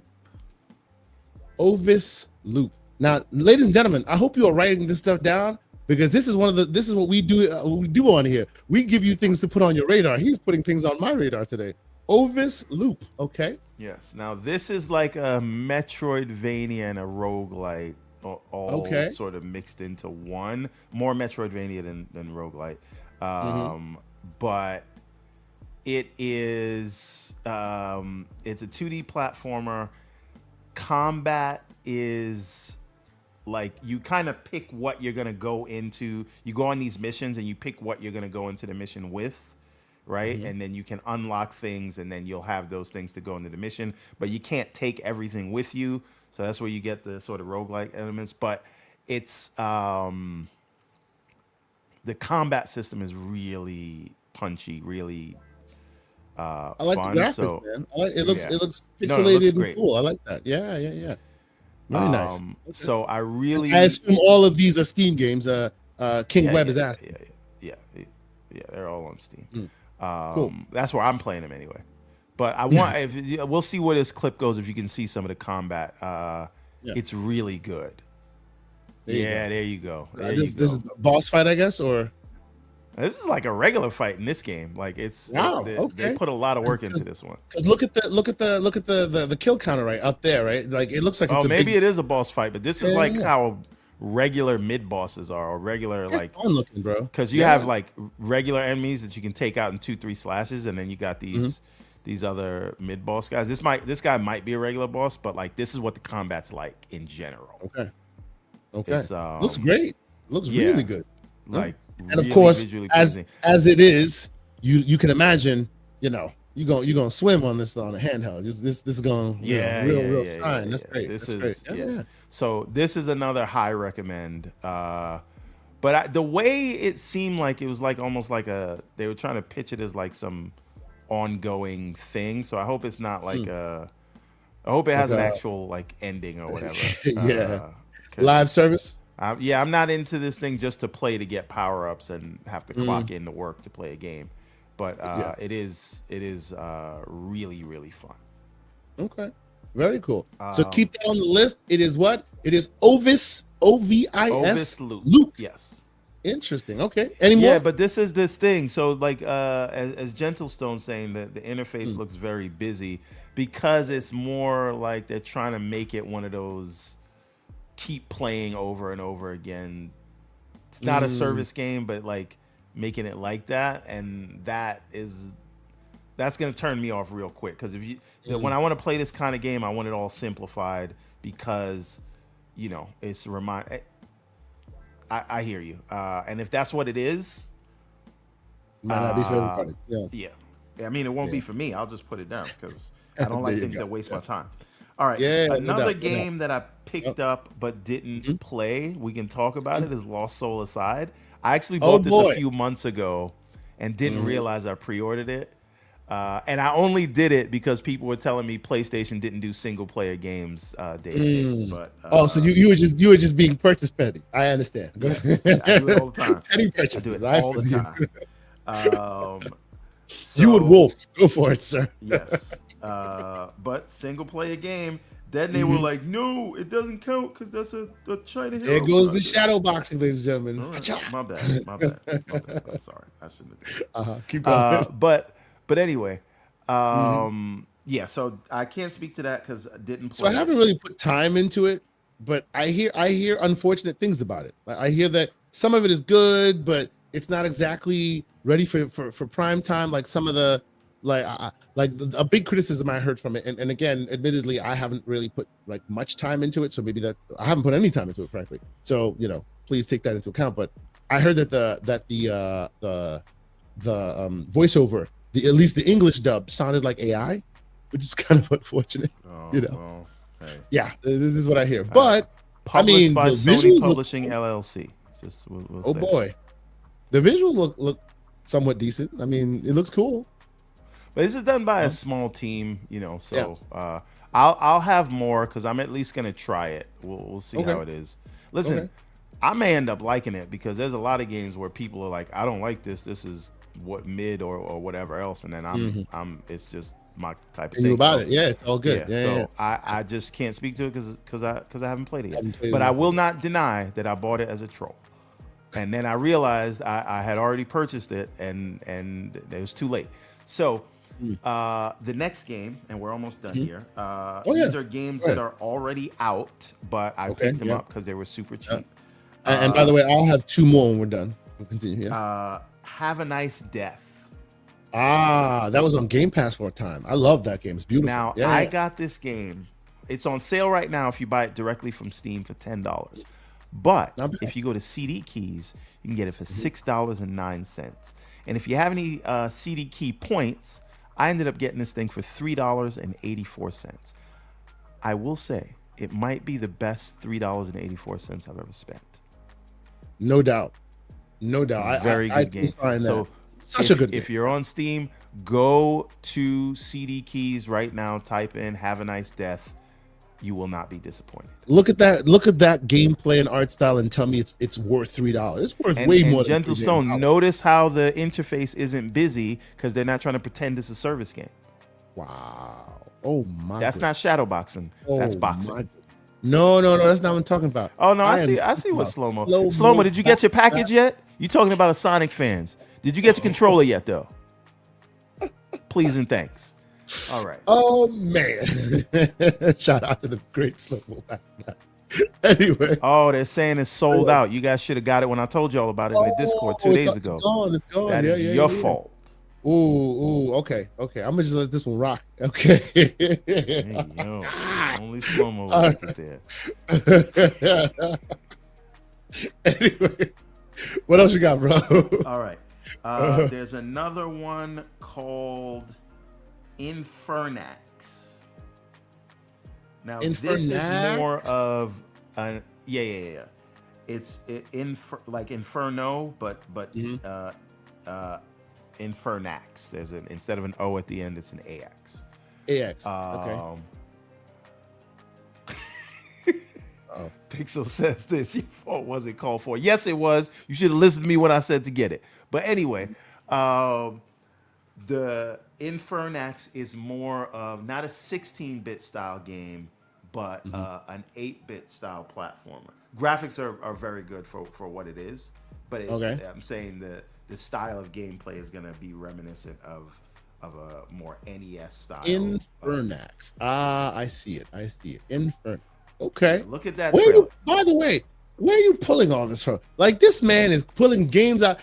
Let's be clear here. We both live in these on the indie edge, and usually when Mr. Everborn Saga pulls out a game, more often than not, I've at least heard about it. But last week, a couple of these are straight up like unknown to me. That's wild. That's great, bro. Listen, half of these recommendations I'm bringing to you is because MJ Dark recommended it to me. Not all of them, but a good amount of them.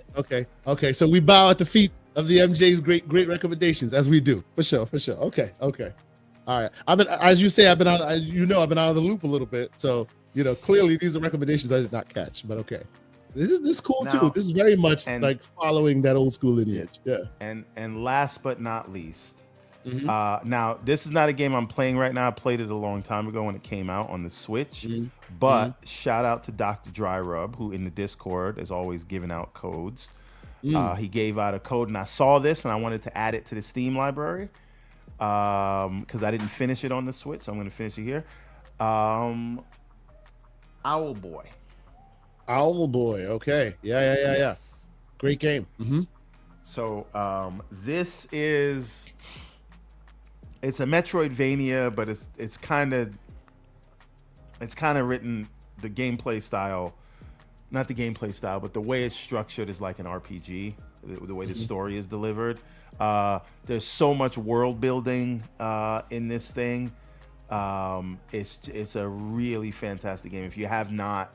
If this is not on your radar, I didn't check it out on CD Keys because, like I said, Dr. Dry Rub was gracious enough to provide the key for this one.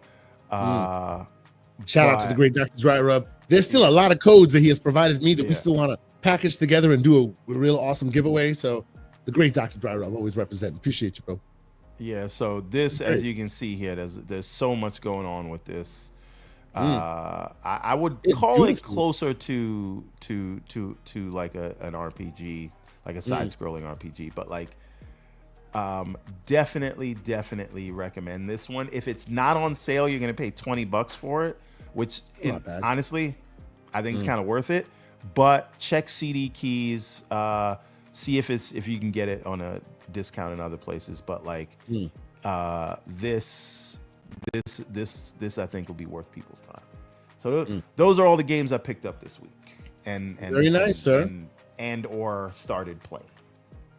Bro, I must say, I stepped away for a minute. I'm impressed. The man's got a good collection for the people. This is great. I'm actually gonna after the show's done, I'm gonna go back through. I'm gonna write them down, get my list going, because a lot of these are games that are definitely up my alley. Now the separate question is, when am I gonna have time to finish these? That's a whole different conversation. It's a whole different kettle of fish, but okay. I'm still back on Rage Bout. It just got to Shinobi, which is going to take all my time. So everything I mentioned, I do have those too. I picked them up, played for about half hour, an hour, and it was like back to Shinobi or whatever. Alex just beat Shinobi. Damn, bro, that is awesome. That is awesome. Good on you. He probably had it since earlier in the week because he had the deluxe edition. Early access. Yeah, I actually had the deluxe edition as well. I did not like play it during that deluxe time. I played a little bit of it, but there's so many other games that I've been in the middle of. So yes. But no, I'm looking forward to putting that game through its paces as well. So I have only two more that I want to discuss real quick. One that I'm going to be a little cagey about, but I'm going to ask you to put on your list. I'll show you footage that has been out for a while. This 2 months footage, but I have to tell you, like, there's a reason I'm asking you to put it on your list. Play it. Please, you can't play it yet, but when it comes out, please keep this on your list. You'll know. I'll give you a little bit of a preamble. I'm the kind of as a kid, I loved Ren and Stimpy. You know, cartoons that are on the edge of you ever go back and watch Ren and Stimpy and see how it's loose it so was? Damn inappropriate. It is so damn this is not one of those shows where you're like, hey kids, I watched this as a kid. Check it out. Nah, you're not old enough to see this. No, you are not. I can't believe I was allowed to watch that when I was watching that. I still love it, but yes, it is wild. It is the new generation's Cow and Chicken, if you know Cow and Chicken, because that was also a little bit on the damn son with the devil with the booty. The whole thing. It's a whole thing. Anyway, if you are of the lineage and of the time where Ren and Stimpy like cartoons, real heavy cartoons, but like on the edge of adult content, like speaks to you, Into the Unwell. I'll just put it that way. Into the Unwell. Here's some footage that's publicly available that is out there. It's called Into the Unwell. The idea is, check this guy out.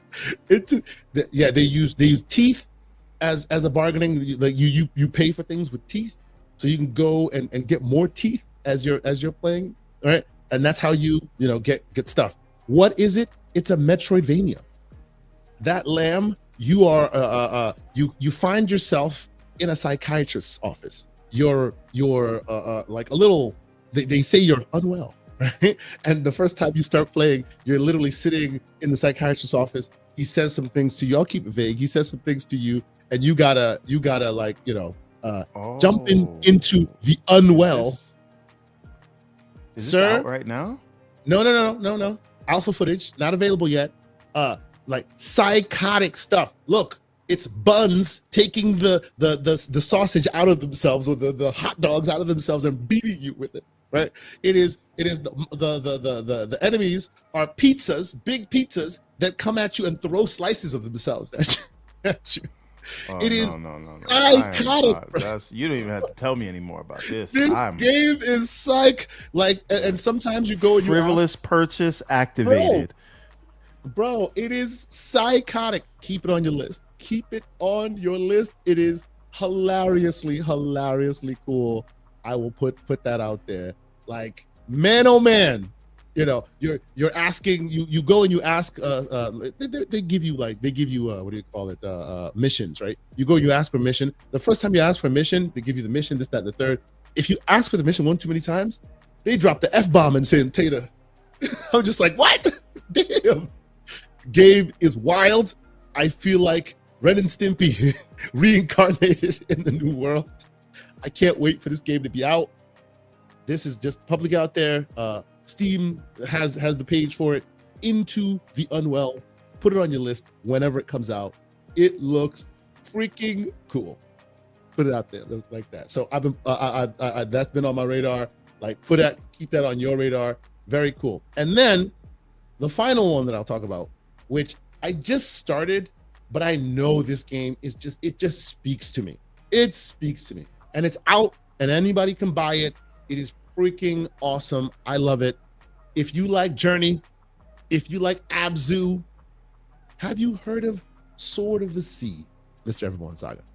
I have heard of it. It is on my list. I know it came out, just didn't have time.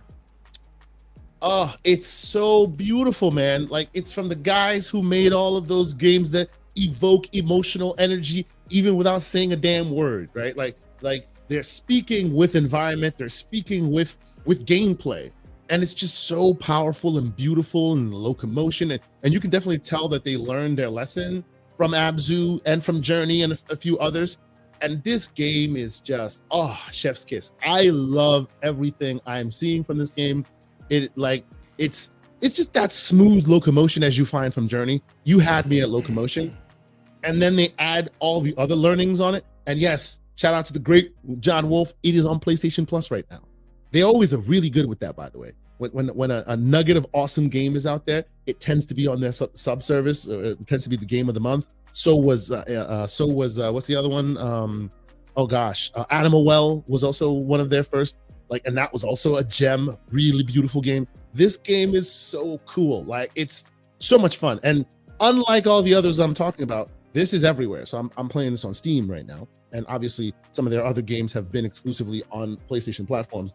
This is them expanding, right? And it's just the locomotion of it, the style, the level build, the world building. I love it. I love it. It just speaks this artistic energy that I really, really vibe with. So if you haven't checked it out, this is something like I'm always striving to find games that I can put on my screen, and my wife, who's not necessarily a gamer, and my kids who may not necessarily game the way I do, will stop and go, wow, that's beautiful. And this is one of those, right? You can put this on the 4K, put this on the OLED, and just kind of be playing during the day. Usually I don't play during the day like that because I ain't trying to play my games in front of, it may not be appropriate for them or whatever. I have little ones, 6 and 8. So I'm always trying to be cautious of that. This, you play it anywhere, everywhere. It's beautiful. It's beautiful. Beautiful, beautiful, beautiful. Love this, the style. I can't wait to finish it and play more. This is catnip for me. I love this. So if you like this kind of game, keep this on your radar. It is Sword of the Sea, and it's out everywhere at this point. I think it's not on Xbox though. Am I wrong? I haven't checked where everywhere it is. I know that it's on PC and Steam format. It's definitely on PlayStation, but I'm not sure if it's on Xbox. But hey, when you get your Ally X or whatever, now you too can participate in this as well, because it is worth your time. I think it's quite beautiful, quite beautiful. So there's that. Those are the games that I've been playing. There's a lot more. Like I could keep going. I've been singing the songs of Exoborn. If you haven't heard of Exoborn, look it up. It is a game made by the Division devs. Some of the Division devs from Shark Mob. Got a chance to play it with Aaron. Aaron at Gamescom. It's one of those extraction shooters, and by and large, y'all know me, I'm not an extraction shooter guy. I don't like extraction shooters. I don't like multiplayer games in general like that. But just like I don't like card games, when I tell you that Balatro was my game of the year, that means it's a cut above. I'm not an extraction shooter guy. I think Exoborn is going to be special whenever it comes out. I'm looking forward to it. The way that they're working it, the quick elevator pitch, and I'll put real quick some gameplay on the screen so people can see what I'm talking about.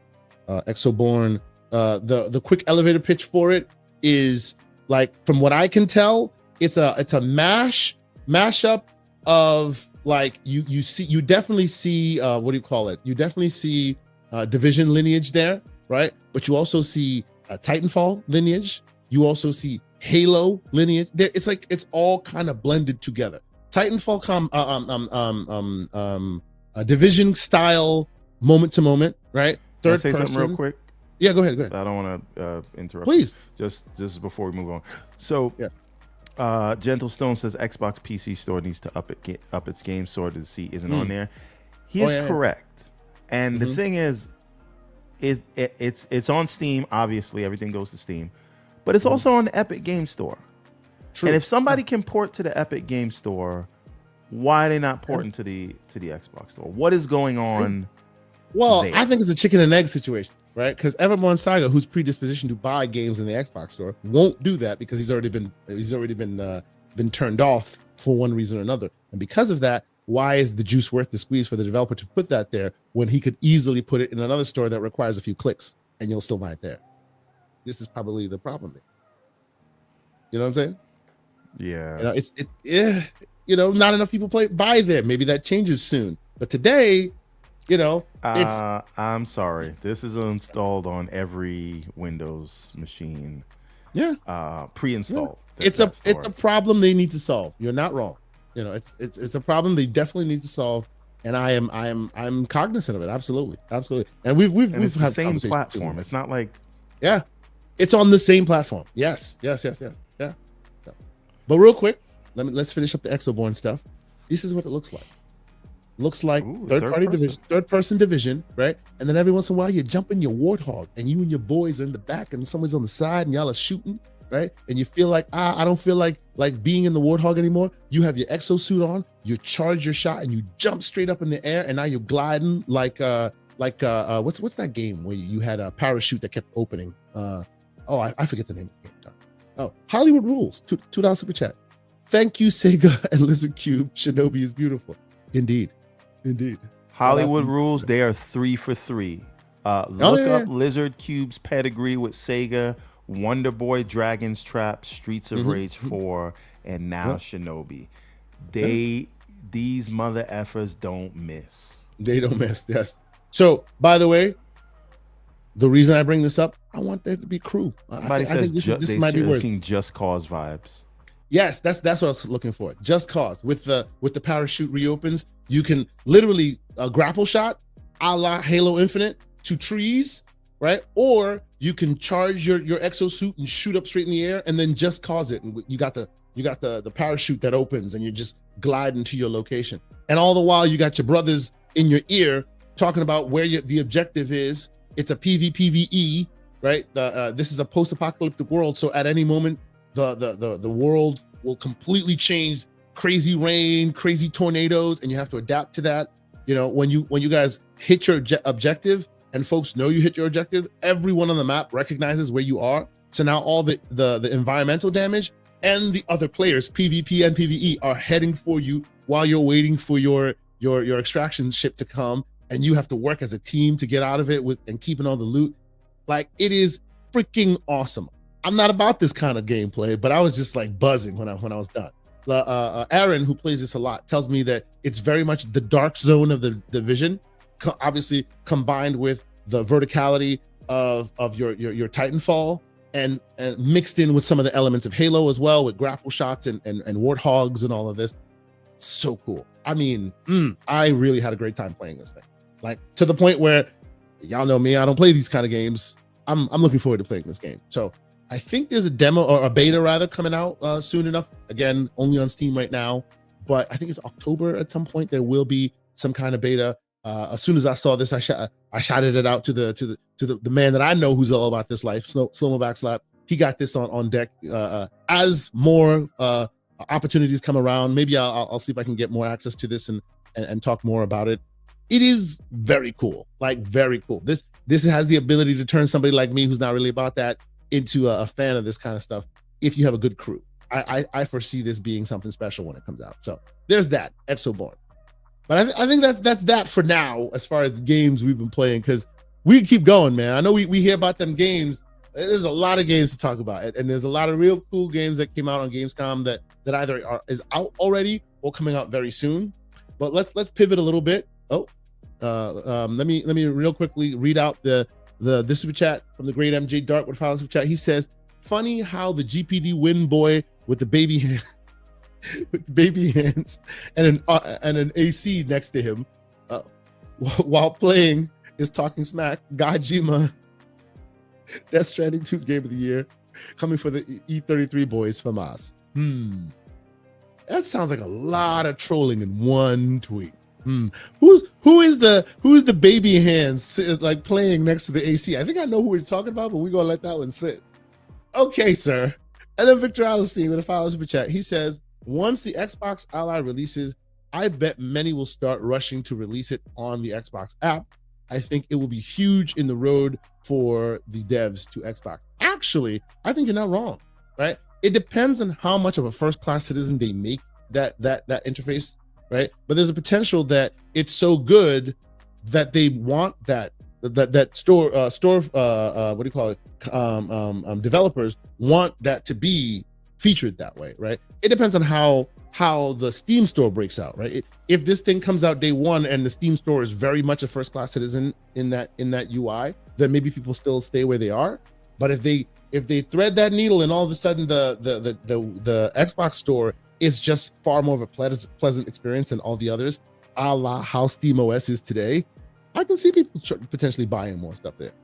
Right? Yeah, I think something, and people may say the volumes in the store and all of that, but yeah, if you notice something about the Steam Deck, and we've seen information about like Steam Deck customers spending more on average just because it's a very engaged crowd, even though we're only talking about single digit like millions of about people. 6 to 8 million people. Yeah. Right, but the people that are on there, they're very engaged. They spend a lot committed. of money. They buy a lot of stuff, and so if we're seeing something similar and the Xbox Ally, can pull in, something like single digit millions or whatever in whatever time period we want to give it, and those users are highly engaged, it might be worth it, because today we see devs falling all over themselves to say, hey guys, our game's Steam Deck verified, right?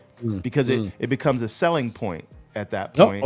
So if people are rushing to get their game Steam Deck verified, I'd say it would be trivial to say, hey, we're going to put this thing in the Windows Store, provided, now this is Microsoft now, that they make it seamless to do so. True. If you make it a they've done so headache, in the dev capacity, but not so, I don't think they've threaded the needle to the store. So like as far as the porting process on the Windows side is far easier for devs now than it used to be. But that last mile, which is getting it into the store and the certification processes and that last mile. That is the one thing I wanted you to ask while you're out there. I forgot to tell you to ask, which is what the store will look like when it's all said and done. The process. Yeah, and in terms of if I'm a developer and I'm publishing on Steam, or which Epic you are, versus, which you might be, right. Yeah. But if I'm publishing on Steam and Epic versus publishing on the Xbox PC store, what are the pain points that they're hearing, and are they trying to address any of it? No, exactly. I honestly think those are very valid questions. Like, and put it on a full disclosure. I'm working in the background, talking to folks that I can to see if we can get some folks out on here so we can answer those questions, ask those questions. Right? There are games, for example, back to the Xbox Ally conversation. Oh, there are games that have a requirement for keyboard and mouse, even though for the controller support, if it doesn't see a keyboard or a mouse in it, it won't load. What do those games do in this new paradigm? These are questions we need to answer. Yeah. Now, by the way, I want to let the community in on a little wager that the MSI guys versus the Ragoons have going on. Sir, it's not the MSI guys. Oh, no, that's it. The Claw Crew. Stop it. Claw Crew, stand up. No. Claw Crew. We don't co-sign that. We don't accept that name. Now, we don't co-sign what you call us. We the Claw Crew. Move on. Now, the MSI guys, there is, and you shouldn't even, I don't know why you're laying your hat with these people. I'm not laying my hat with nobody. I'm not laying my hat with nobody. You will sink in the ship with them. Right? But anyway, so we've got the Claw Clan. I don't know if you want clan in your name. No clan, sir. Clans is not about Claw Cousins, maybe. I don't know. But the wager is that the Xbox Ally, on my side of it, the Ragoon side of it, the Xbox Ally in the first 12 months, like a nice spaghetti Ragoons. Yes, in the first 12 months, they'll do 1 million units. So we're talking about from October to October, they'll do at least 1 million units. The MSI guys say no, and we have one of them in the chat, Mr. John Wolf. He thinks 500K max in the first 12 months. And remember, if you think these numbers are low, you have to understand what the market is for PC. The market for PC handhelds. So 1 million in the first year would be phenomenal for what these things sell. Just to give you some context, the Steam Deck, which is the king of the hill, after all this time, 3 years, they're up to about 6 million, right? So if this thing is a single set of devices, meaning the Ally and Ally X, if it does 1 million in the first year, that's really good for the category. Gentle Stone says 8 inches and OLED or bust. That means you waiting on the Legion Go 2, sir. That's the only one that's 8 inches. But hold on, are you willing to give up VRR for that? Because there's not a lot of panels that are 8 inches OLED and VRR. Yeah. Well, we don't know exactly if this will be or not, because this will be, when it comes out, the first ever 8-inch AAA considered handheld by like a major handheld maker, right? So we'll see what it's got. But so what's happening in the background is all of these OEMs are trying to secure these screens at a reasonable price. So a lot of people are using the 7-inch screen that are in the Ally right now, right? And so once if there is an 8-inch VRR display, it is going to be prohibitively expensive. If it's no doubt, VRR OLED, unless it's by a really big maker who's getting them like peanuts on the dollar for buying a lot. But I don't think Lenovo would but be at that. The volume that these things are selling, you're not going to be able to buy it for these prices, right? We shall see. You can see this in certain tablets, and it makes sense because those things, and that's all going to be locked down by like Samsung and Apple, right? So the question is, can these guys who are selling tens or hundreds of thousands be able to get these things at a reasonable price? That's the reason you don't see it. Real quick, I will say, and I'm about the handheld life. I have many different handhelds. I find reasons and good reasons for having all of them. I use them for different things. The Lenovo Legion Go 1 is my test bed. I test different things on there. Even though of all of them, the battery is the worst of all of them, this, that, and the third, I gotta say, it is still one of the best handhelds as far as screen and like when you're playing something, of all the handhelds, even over the Claw, this screen's wider and just a little bit more, like I think it's 8.8 versus the standard 8. Like what they did here was quite good. It's just everything else around it wasn't as great as far as battery and all that. So right now it's running Bazite. But if they're able to fix that, this thing is pretty damn cool. Like as far as all that. I am thinking of doing vanilla Steam OS on my current Ally X when the Xbox Ally comes out, just because I want to see the comparison. Although it will get you most of those features. Although I'm also interested, just from a science perspective, having the current Ally X and seeing what it does and doesn't get. Listen to Handheld King. Listen to the Handheld King. I'm telling you, there's something coming. The Legion Go 2 will be an exclusive 8.8-inch screen with VRR and OLED and 32 gigs of RAM. That is a beast, man. That is a beast. Listen, that they will. The hat will be tipped if they can pull it off. I'm telling you. Now hold on, MJ Dark. How much you think it's gonna cost though? Oh, we shall see. Although, let's be clear, Lenovo, unlike MSI, who's just like, oh, our thing is good, raise price. They have been very, very aggressive with their pricing. MSI has been. They've been very aggressive with their pricing. So it might be actually pretty good. Who knows? I want to make a prediction just for posterity. So at 12:19 p.m. EST, August 30th, in the year of our Lord 2025. He's putting his foot down. Okay, what you putting your foot down on? I believe that the reason for the 7-inch existing screen in the Xbox Ally is because they're going to do the XX. Listen, Asus is a hardware company. They're not making any money from the Xbox store. They're not making it on the back end. Actually, maybe they are. Sure. Well, so that's on rumor. That's on background. Just so you know, I don't have that like crystallized, but as I understand it, there may be a little bit of stipend growing here as they, so it's not just we're in it for the hardware, specifically because they have this partnership. Yeah. So it may not just be what it was in the Ally 1, Ally X days. Right. But the point is, whatever that partnership is, they've got to release hardware every year. Yes, they do. Yeah. So I fully expect, because they're going to need to sell us something next year, that if there is an 8-inch panel, OLED panel available, they're just milking it out so that they can sell it to the pay pigs again in 2026. I mean, like, and let us not. Wait a minute, K, and I will fall for it. But go ahead. Oh, no doubt. It's fine.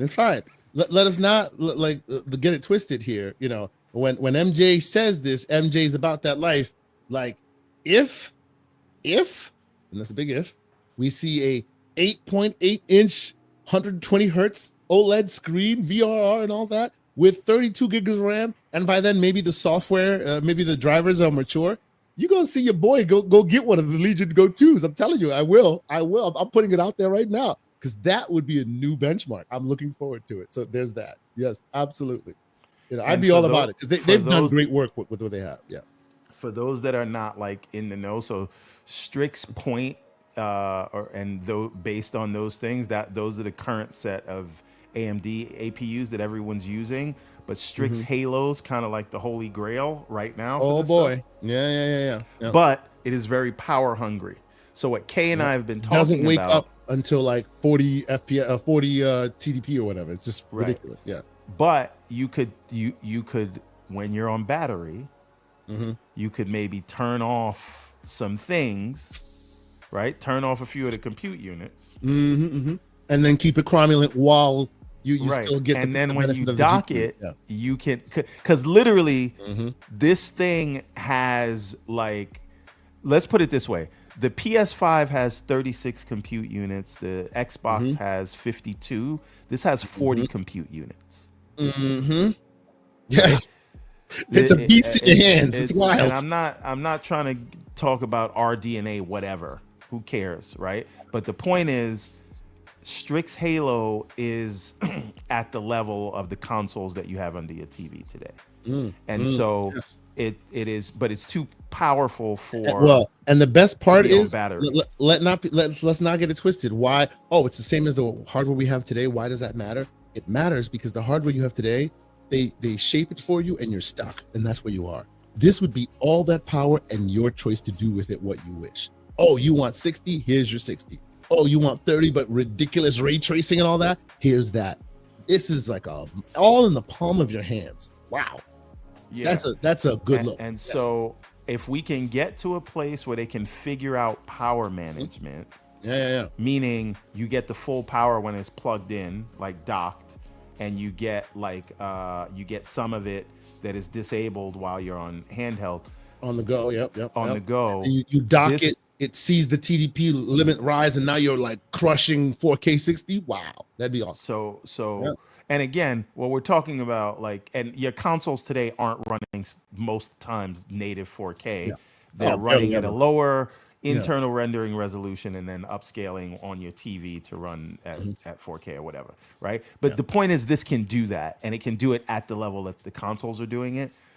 But it also doesn't perform bad at the lower TDPs. You just have to power manually. Yes. And I'm saying all this to say, I think that the next generation of handhelds, they will figure this power stuff out, and you'll have a device that is what you get today on the go, and when plugged in, it'll be what you have in your consoles today. And to me, that's the dream, bro. That's the holy grail. So keep your eyes on Strix Halo if you're not paying attention to it. Oh yeah, you're not wrong. And he and I have been going back and forth on this, because Strix Halo is a thing that we've seen coming for a while now. But in the beginnings of it, it's so power hungry that we're like, even if you are able to power manage it down to a normal level that other handhelds do, what effect will that have in the hardware, right?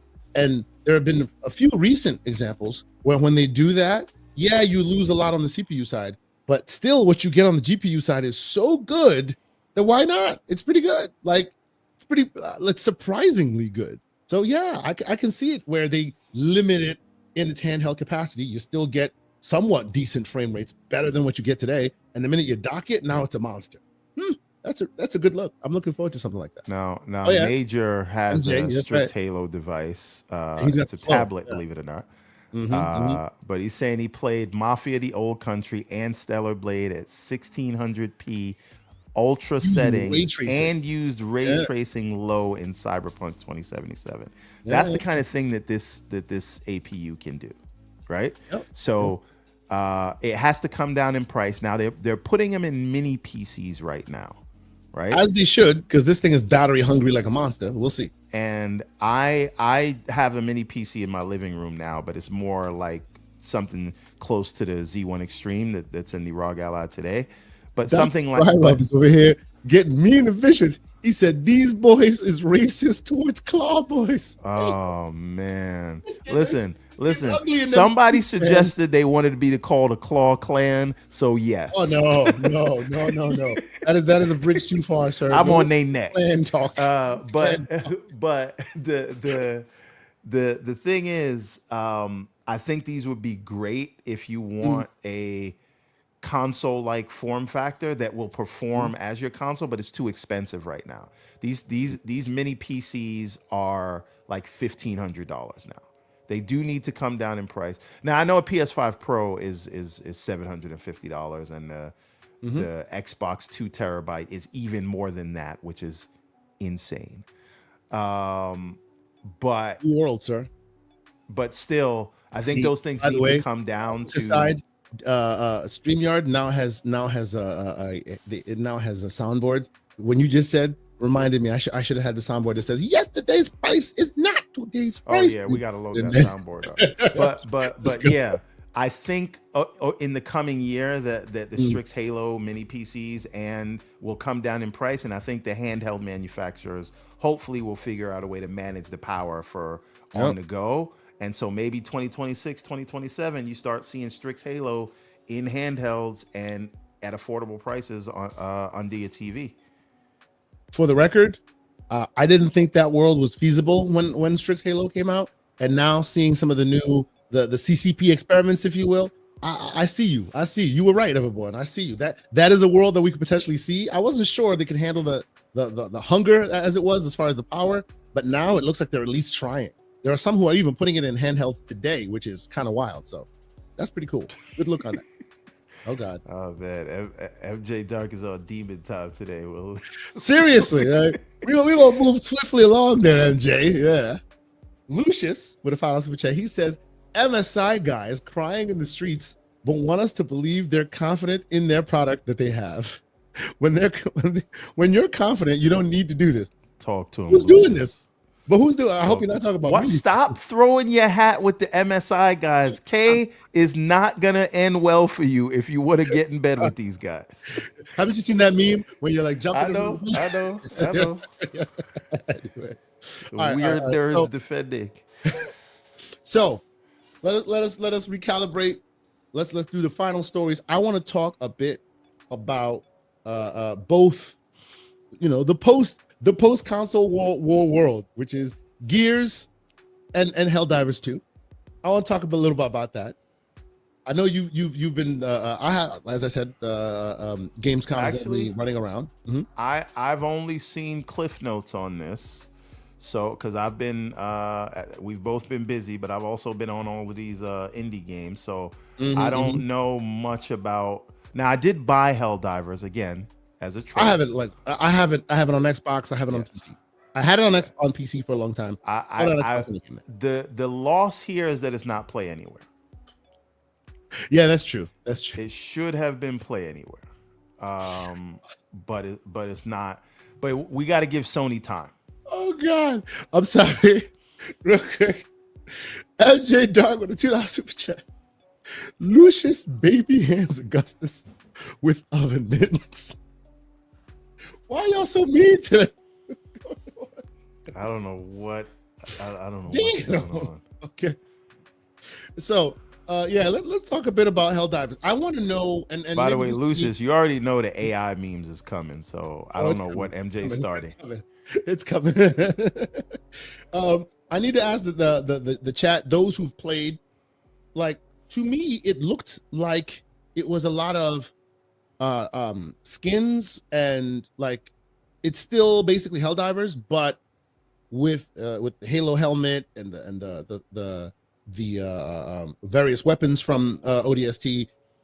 Are there any specific Halo maps? I know I think I saw New Mombasa at some point which had actual like bugs from Helldivers 2 on it, right? So it does look like some of that has been combined, but I was wondering if It's there's supposed to be like storylines for a separate drop team. So the ODSTs Sure, are yeah. the Hell Or the jumpers versus the Hell Jump- divers, and Yeah, they've added weapons. Now, what's interesting, right? What I did watch on this is they did an Xbox podcast where they had the Arrowhead guys talking to Stein and the Halo Studios people. And one of the interesting things they brought up is like who approached who. How did all these ideas come together? And so what they talked about was that Arrowhead was just, minding their business. Then they got a call from Sony and said, "Hey, we want you to do this thing," right? And then Arrowhead was like, "Okay, well, if we're gonna do it, we got to do it right." And then Arrowhead reached out to Halo Studios and was like, "Listen, we're fans. There's a lot of inspiration here. We should do this thing." And Halo Studios was like, "All right, let's do it." But here's the thing, Kay, and I know why you're shaking your head, but it makes me angry. But okay. I was told, this is what I was told, that Xbox reached out, Phil reached out on his hands and knees and said, "Please bring Helldivers to my platforms. I'll pay for everything." This is what I was told. Take the money because we got a dead platform. Nobody wants it. And we'll pay for everything. Turns out Sony was the one who orchestrated this thing, told Arrowhead, "You need to go put this game on Xbox." But because they why needed more el- guys. How else could that be? Like, okay, when Everborn Saga hires developers to assist him in making the Everborn Saga video game, and then Everborn Saga decide, and then maybe later on you find out that the Everborn Saga is on PlayStation. Did the hired developer make a choice? Decided that they wanted to take the Everborn Saga's IP and put it elsewhere? What kind of ridiculousness is that? Like, it just boggles my mind when people think that, well, Arrowhead, they are the employee, man. You are there to do a job. I tell you to do, you do. I pay you for what you do. That's it. So that whole idea, what, you needed like in triplicate evidence that it was PlayStation who started this? They are the employer. They make decisions, employee follows. That is how it works. So why do we need more evidence? This is weird. When their IP went there, I'm like, oh, PlayStation was working with Xbox because it's IP holder to IP holder. Done.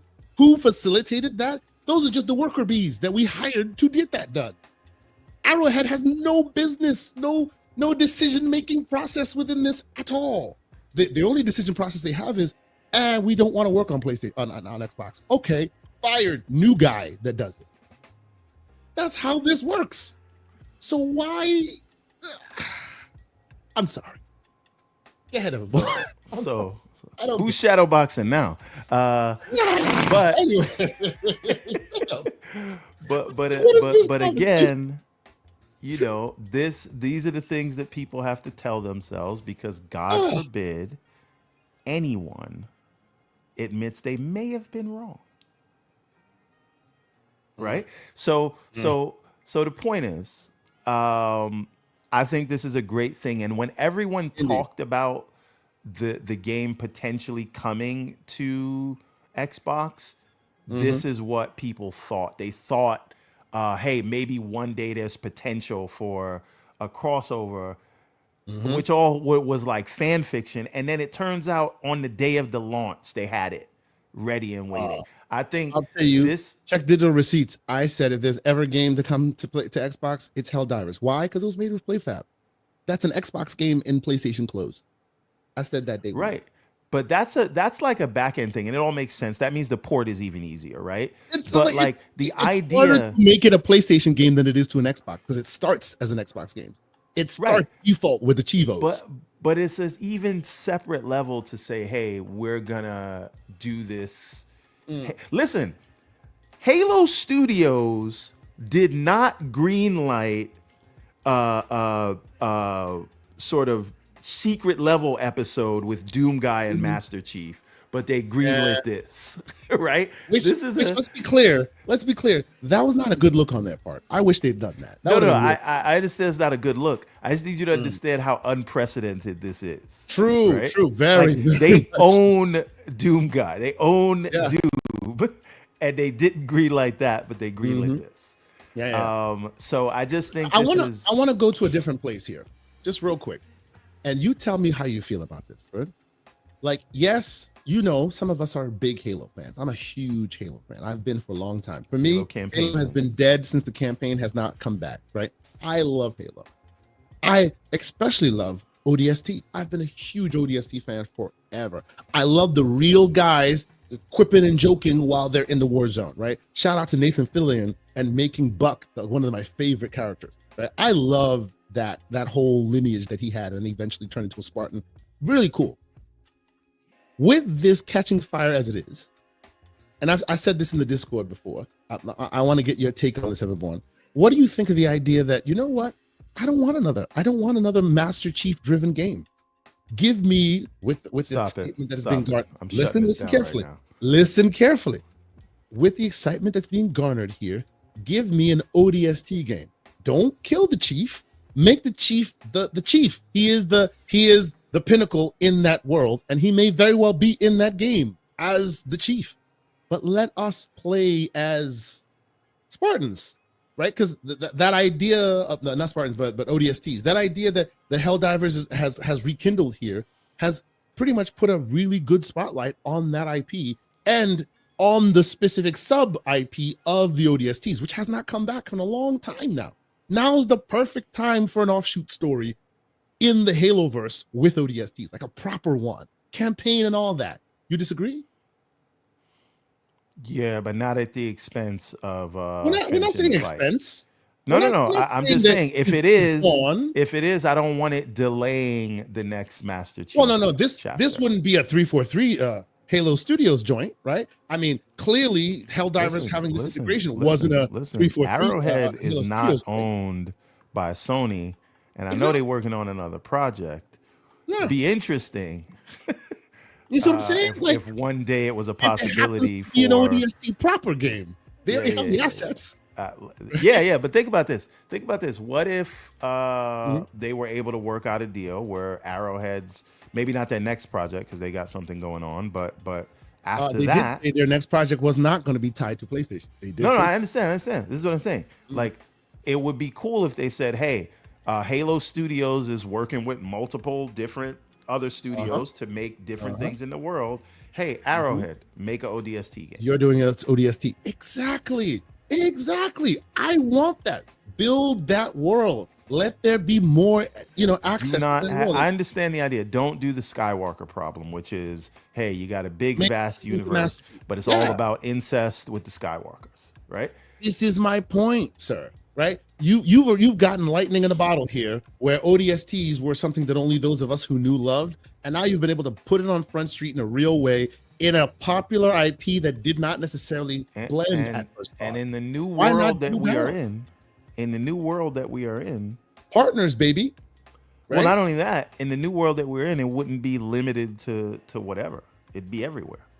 Yeah, true. Yes, right. We work together. It'll be on this console. It'll be on this PC. It'll be everywhere. Right. This is the Sunset Overdrive 2 world that we're hoping for. They've kind of started that right now with this. I will say Sunset Overdrive 2 is that much more of a possibility in this new world we find ourselves in. I said this last time we were chatting. This is the world we would need to live in. You know what I mean? I'm excited for this. I just want to not waste this opportunity. I'm with Mr. Roshan here. Not at the expense of Master Chief. But who's saying it's at the expense? They have no. Because I understand. What I'm saying is, Like this needs to be a both and, not an either or. Not an either or. We don't want them saying, "Well, we're gonna do this one first and then Master Chief." Slow no. down. Master Chief is working. There's Halo. Okay. Halo Studios is over there. They turning right. Because I'm on somebody's neck. If we trying to sideline the Chief. Talk to BV, sir. Talk to BV. He's ready. Yeah. All right. I'm watching you, mother effers. No, but seriously, I think this is a great world we find ourselves in, and I want to see more here. Double down on this IP. I would love to see more in this world. This would be so cool. No, so I don't know. Roadkill 8018. I don't know if I appreciate your tone, sir, or ma'am, but I'm gonna assume, sir. Watch your mouth. Talking about the Chief like that. Pie says that the Halo CE remake is in October, but see, that's a remake remaster thing. It depends on how far they go. It depends on how far they go with that. If they're doing like a ground up thing, I think it could be a big deal. Okay. And as soon as you said that, let's pivot to Gears. Let's talk about Gears. I've installed it on my machine. I am also a very big Gears guy, not multiplayer, but I've played that campaign like multiple times. If we talk characters, I'm the Cold Train all day, every day, baby. I actually got to meet the voice actor. I'm just messing with you, Roadkill. We get sensitive about Master Chief. Oh yeah, they're gonna come for you. They take out the revolver as soon as anybody says his name wrong. That's what happens. But yes, I got to meet the voice actor. I forget the gentleman's name, ex-football player. Needless to say, big fan of the IP. Love that stuff. I played obviously the first four. I know Judgment is not recognized, but I like Judgment. I love all of them, all the way down to the newest and latest. Right? Yes. So I'm a big fan. So when I booted this thing up, because people were saying, "Oh, it's not a big difference" or whatever, I booted it up on the PC. Yes, Lester. Yes, got to meet, and he's such a soft-spoken dude. When you meet him, hey, nice to meet you. And I expected him to go woo when you meet the man, right? I'm 6 foot. He makes me sound like Barrett. Dude. No, but that's how he was. That's how he brought that crazy energy. I understand. I'm just saying he got a pass and Barrett didn't. But we can have that conversation another day. It wasn't like that, bro. But we could have that conversation. That's conversation. I will say Cold Train didn't make me feel that way, but Barrett did. I'm sorry. It is what it is. And I'm saying I wonder why. What? They're both being played by black characters. Well, it is what it is. But let's keep it moving. But the long and short of it is, I played it on the PC just a little bit, and I do see some upgrades. I wouldn't say they are like amazing, ridiculous, like, oh my God, worth your rebuying money. But as the game was really brown and gray in its color palette, I feel like they've upped the ante. They've added some color into it. It looks really beautiful. Like, you can see the work there. It's not a remake, but it's like a real like refinement of that remaster. So that's super exciting. And as I hear it, 24 hours, 1 million people played it? Now, is that 1 million across the board? Or is that 1 million between Xbox and PlayStation and all the places that it lives? Because that's pretty cool. Like an old game like that, 1 million people playing it like less than in 24 hours. That was a pretty cool benchmark. Even on PlayStation, I heard rumor that it had more pre-orders than a first party PlayStation. Well, or no. I think it was Ghost of Yote, but it was more. Yeah. It had more pre-orders than Ghost and sold more than Spider-Man or something. I don't know. But the thing is, it's not. You got to give it time to see where it lands for the month, because Ghost has been on sale for a little while, and the first week of those pre-orders are probably high. Well, I don't know what it is, but I just don't want to do like a unfair comparison. Not that they don't do that all the time. Talking about what I heard. But yes, I want the chat to correct me, because again, I'm behind the Matt Piscatella album to drop, and then we could talk about it. Have you played it, by the way? I know you are between many games. Have you installed the new Gears? Absolutely not. I played it 20 years ago. Okay. Too many other stuff to try. So the trigger warning, that was the Gears of War tweet, did not have an effect on you, is what you're saying. Do you know the Gears of War tweet I'm discussing? Or what is it? The Council Wars are Dead tweet? Or that is exactly the one. That is ending the console war one grub at a time. Thank you for 1 million players. And that was less than 24 hours of its release. Yeah. I mean, Now, you of know, course, people came for that's them a with that remark. You know? yeah. I mean, it's a good tweet. I think it's ultimately, although I'm not gonna lie, right? I understand like where the industry is right now, and for nothing other than my feelings, it's still a little bit weird to me with Gears and Halo, but it is what it is. It's a little salty. It's a little. You got a little bit of sodium on you. No, honestly, the sodium is not really for Gears, although I think Okay. whatever. I'm still gonna feel really weird when Master Chief goes. But I understand it. I But it know why it's will. happening. Makes sense for all the reasons I discussed before. Yeah. But it's still gonna be weird. Okay. So you this is for you at least. This is just a drop in the bucket. Yeah, it's cool, but you ain't never gonna play it. So the thing is, right? There's only so many hours in the day, and for me to play a game that I've already played, and it's not like a full on remake, right? This is what you got in, I don't know, when was it? When did they remake this? And this is reskinning. Oh yeah, this is when the three not 343 when the coalition basically came about and remastered the first one, right? Yeah. And then later on in Unreal Engine 4 they did it again, right? So there's Yeah, two. that's what I'm saying. Like I don't, versions out there, yeah. I'm glad new people are getting to play it, and I'm glad it's building excitement for eDay, because that's what this is. This game is basically an advertisement, right? For True. it's True. marketing Yes. for eDay. Yes. Absolutely. And so eDay Yeah. is what I'm looking forward to. I don't know that I'm gonna look at this, because even as interested as I was in Oblivion 4 remake, which I think they did a great job, They did a great job. Yeah. ain't nobody got time for that. Not Hey with all man, these other a games. lot of though. people got time for that. People played the heck Not- out of that. I thing. know, and Not they me bought though. it too. But Not me though. time is But money. still. True. Yeah. It is what it is. But all right. So before we get out of here, real quick, I see A-Bug Pie is put this out there a few times as well, which is the pending announcement of Forza Horizon 6 Japan at TGS. Now, this is out there. I mean, can we say we kind of heard about this before? I think we can say that. I just said We 1,000% heard about it before, but it We heard makes that sense. before. People have been asked. You know what Forza Horizon in Japan is like? It's like Assassin's Creed in Japan, right? People had been asking for it for years and years and years and years. Like, why you don't do it? Why you don't do it? Why you don't do it? When is it happening? And now this is the longest delay we've ever had for a Forza Horizon game. You got the Tokyo Game Show coming up. It's the perfect place to announce it, right? My only thing with this, right? You have, before porting to PlayStation, over 44 million players of this game. It is effectively one of the biggest new service games of this generation. Yep. Right? Yep. How do you plan to move what is probably over 50 million players now? How do you plan to move them to a whole new game versus giving them an update that they can purchase and continue playing? Because the hardest part is getting somebody to install your new stuff. Right? It's the reason Destiny 2 isn't really Destiny 2, because they didn't want to lose the players. They just said, hey, you booting up Destiny, it's now Destiny 2. Same thing with Overwatch, right? So dare I say, day one PlayStation Plus?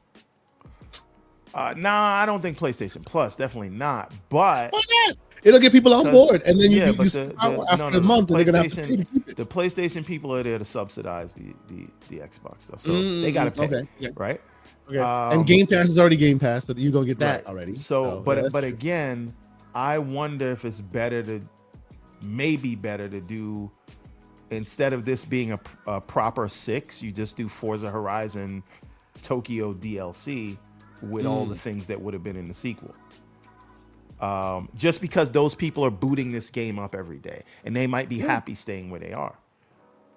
Yeah, you're not wrong. I wonder similarly what happens with GTA Online when GTA 6 comes out. Are they going to tell all of those tens of millions of people or more, hey, you got to go now you built all this stuff here. Now you got to go do it in a new think game. they're gonna do some back end because Yeah, but it's specifically a for that completely live service different game. engine. It's completely different Yeah. everything. I don't know if you can just magically one day saying, okay, now you guys have this new Now you gotta move. world, Yeah. That's whatever. that's a tough one. You're right. So I'm just interested to see how it goes. I like if it were me, I'd play it safer and say, here is all those features, but in the same thing that you're booting today. Yeah. And then just charge you for a DLC, but because it's a service game. But I don't know. I don't know what they're gonna do. But no, I think that's it, man. I think we've covered a lot of it. Again, there's so much more. I have so much content I have to write. Check out the site. I haven't even updated the site in a bit because I have like about 10 articles or so I have to put out there. Lots of great like games I saw and developers, indie and the like, who gave of their time. So I'm definitely going to be you're going to see a lot more content from me as the days and the weeks go on, because there's just so much. And hopefully that'll also translate to a few developers that'll come on here and have a chat with us and all that. And as time progresses, you're gonna see us do that as well. I will also say, as a housekeeping thing, join the Discord. There's a lot of fun and interesting conversation being had in that Discord. Sometimes when we are lucky, we get to chat with a developer, and that's also real cool. And get some of that. Just a lot of camaraderie, a lot of fun to be had in that Discord. I will warn you, put on your big boy pants when you enter the house, because people ain't gonna they're not gonna sugarcoat it for you. You Discord is a lot more unfiltered than the Saturday morning show. So oh yeah. This is PG-13.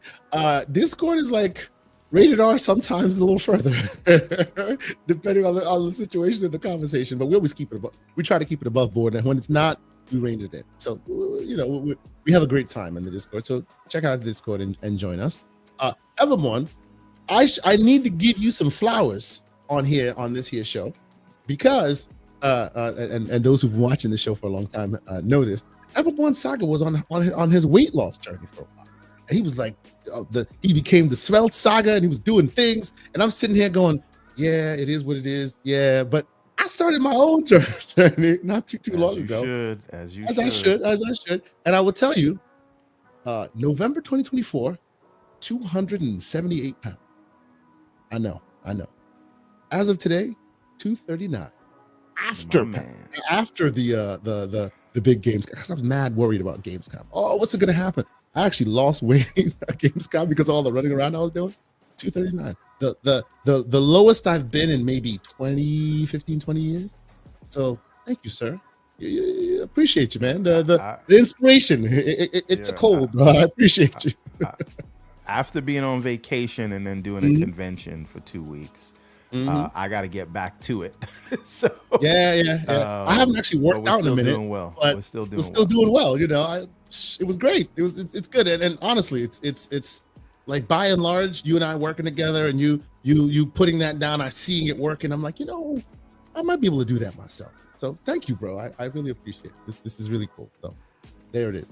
Oh, and Nerds, the great Nerds, who's part of the community, talking about, we promote authenticity and model sincere opinions on the Discord. It's free for all discourse, which breeds fierce debate. Oh, that we like to call it the octagon of ideas. Indeed. And best way someone described it to me is respectfully disrespectful. Yep. And it's so much fun, and we do it on the daily, on the weekly. Probably jump in there right now when we're done with the show, because there's always some great conversation being had by the brothers or anybody else who happens to be there. Shout out to the great Black Viking, who's also always in the spot, always being ridiculously slanderous, and his AI is dangerous. BV, the MSI guys, they was hyping here a little bit earlier. You know what I'm saying? They couldn't spamming the chat with MSI nonsense, because See, why are we going here, man? The show. They felt threatened. You know what I'm saying? So they was talking out the side of their mouth. But the defense force is here. You see what's going on? We're kumbayaing. We're dropping the swords. The revolver's going away, and some people can't handle it. You know what I'm talking about. Some people can't handle it. they're out here. They're trying to find new battlefields where they can keep the battle going. It is good. All right. Well, Mr. Everborn Saga, sir, I know you're a busy man. Where can the people keep up with your ongoings? Where will you be? Where obviously the shows are coming up. What's good? Well, I mean, we will be in New York Comic Con this October 17th through whenever. But in the meantime, you will find me at a construction site because I got a big renovation project going on in the background. And then if you want to see me, just come to the Discord. Indeed. As for me, of course, check the GCP channel. There will be more conversations dropping there. As I said, myself and Aaron did a little bit of like a GCP live blog or a post Gamescom blog, which is about an hour and a half conversation we had. It was real cool. Did you post it? I was this close, and then my tools died on me, so now I'm gonna do it all over. It is what it is. I was so frustrated. Oh my god! Like I think 4 or 5 hours of editing of my life lost. It is what it is. We will start over again. We will get that out there. It is evergreen content because it's talking about what we saw and all the games we loved and all this. You'll see it in the feed soon enough. Shout out to all the great folks who've been checking out the stuff. Shout out to all the fine folks who at Gamescom and everywhere has been very, very helpful with their time and giving us feedback, creative and constructive and all that. I think that's it, man. We're done for the week. You'll see us again next week on this here channel. We'll be back talking games, talking all that stuff. But somebody drop the Discord link if you want to keep the party going. We're always in there. Yeah. But we're hitting the limit. We out. Thank y'all so much for rocking with us. And until next week, peace. Nice to be in orbit.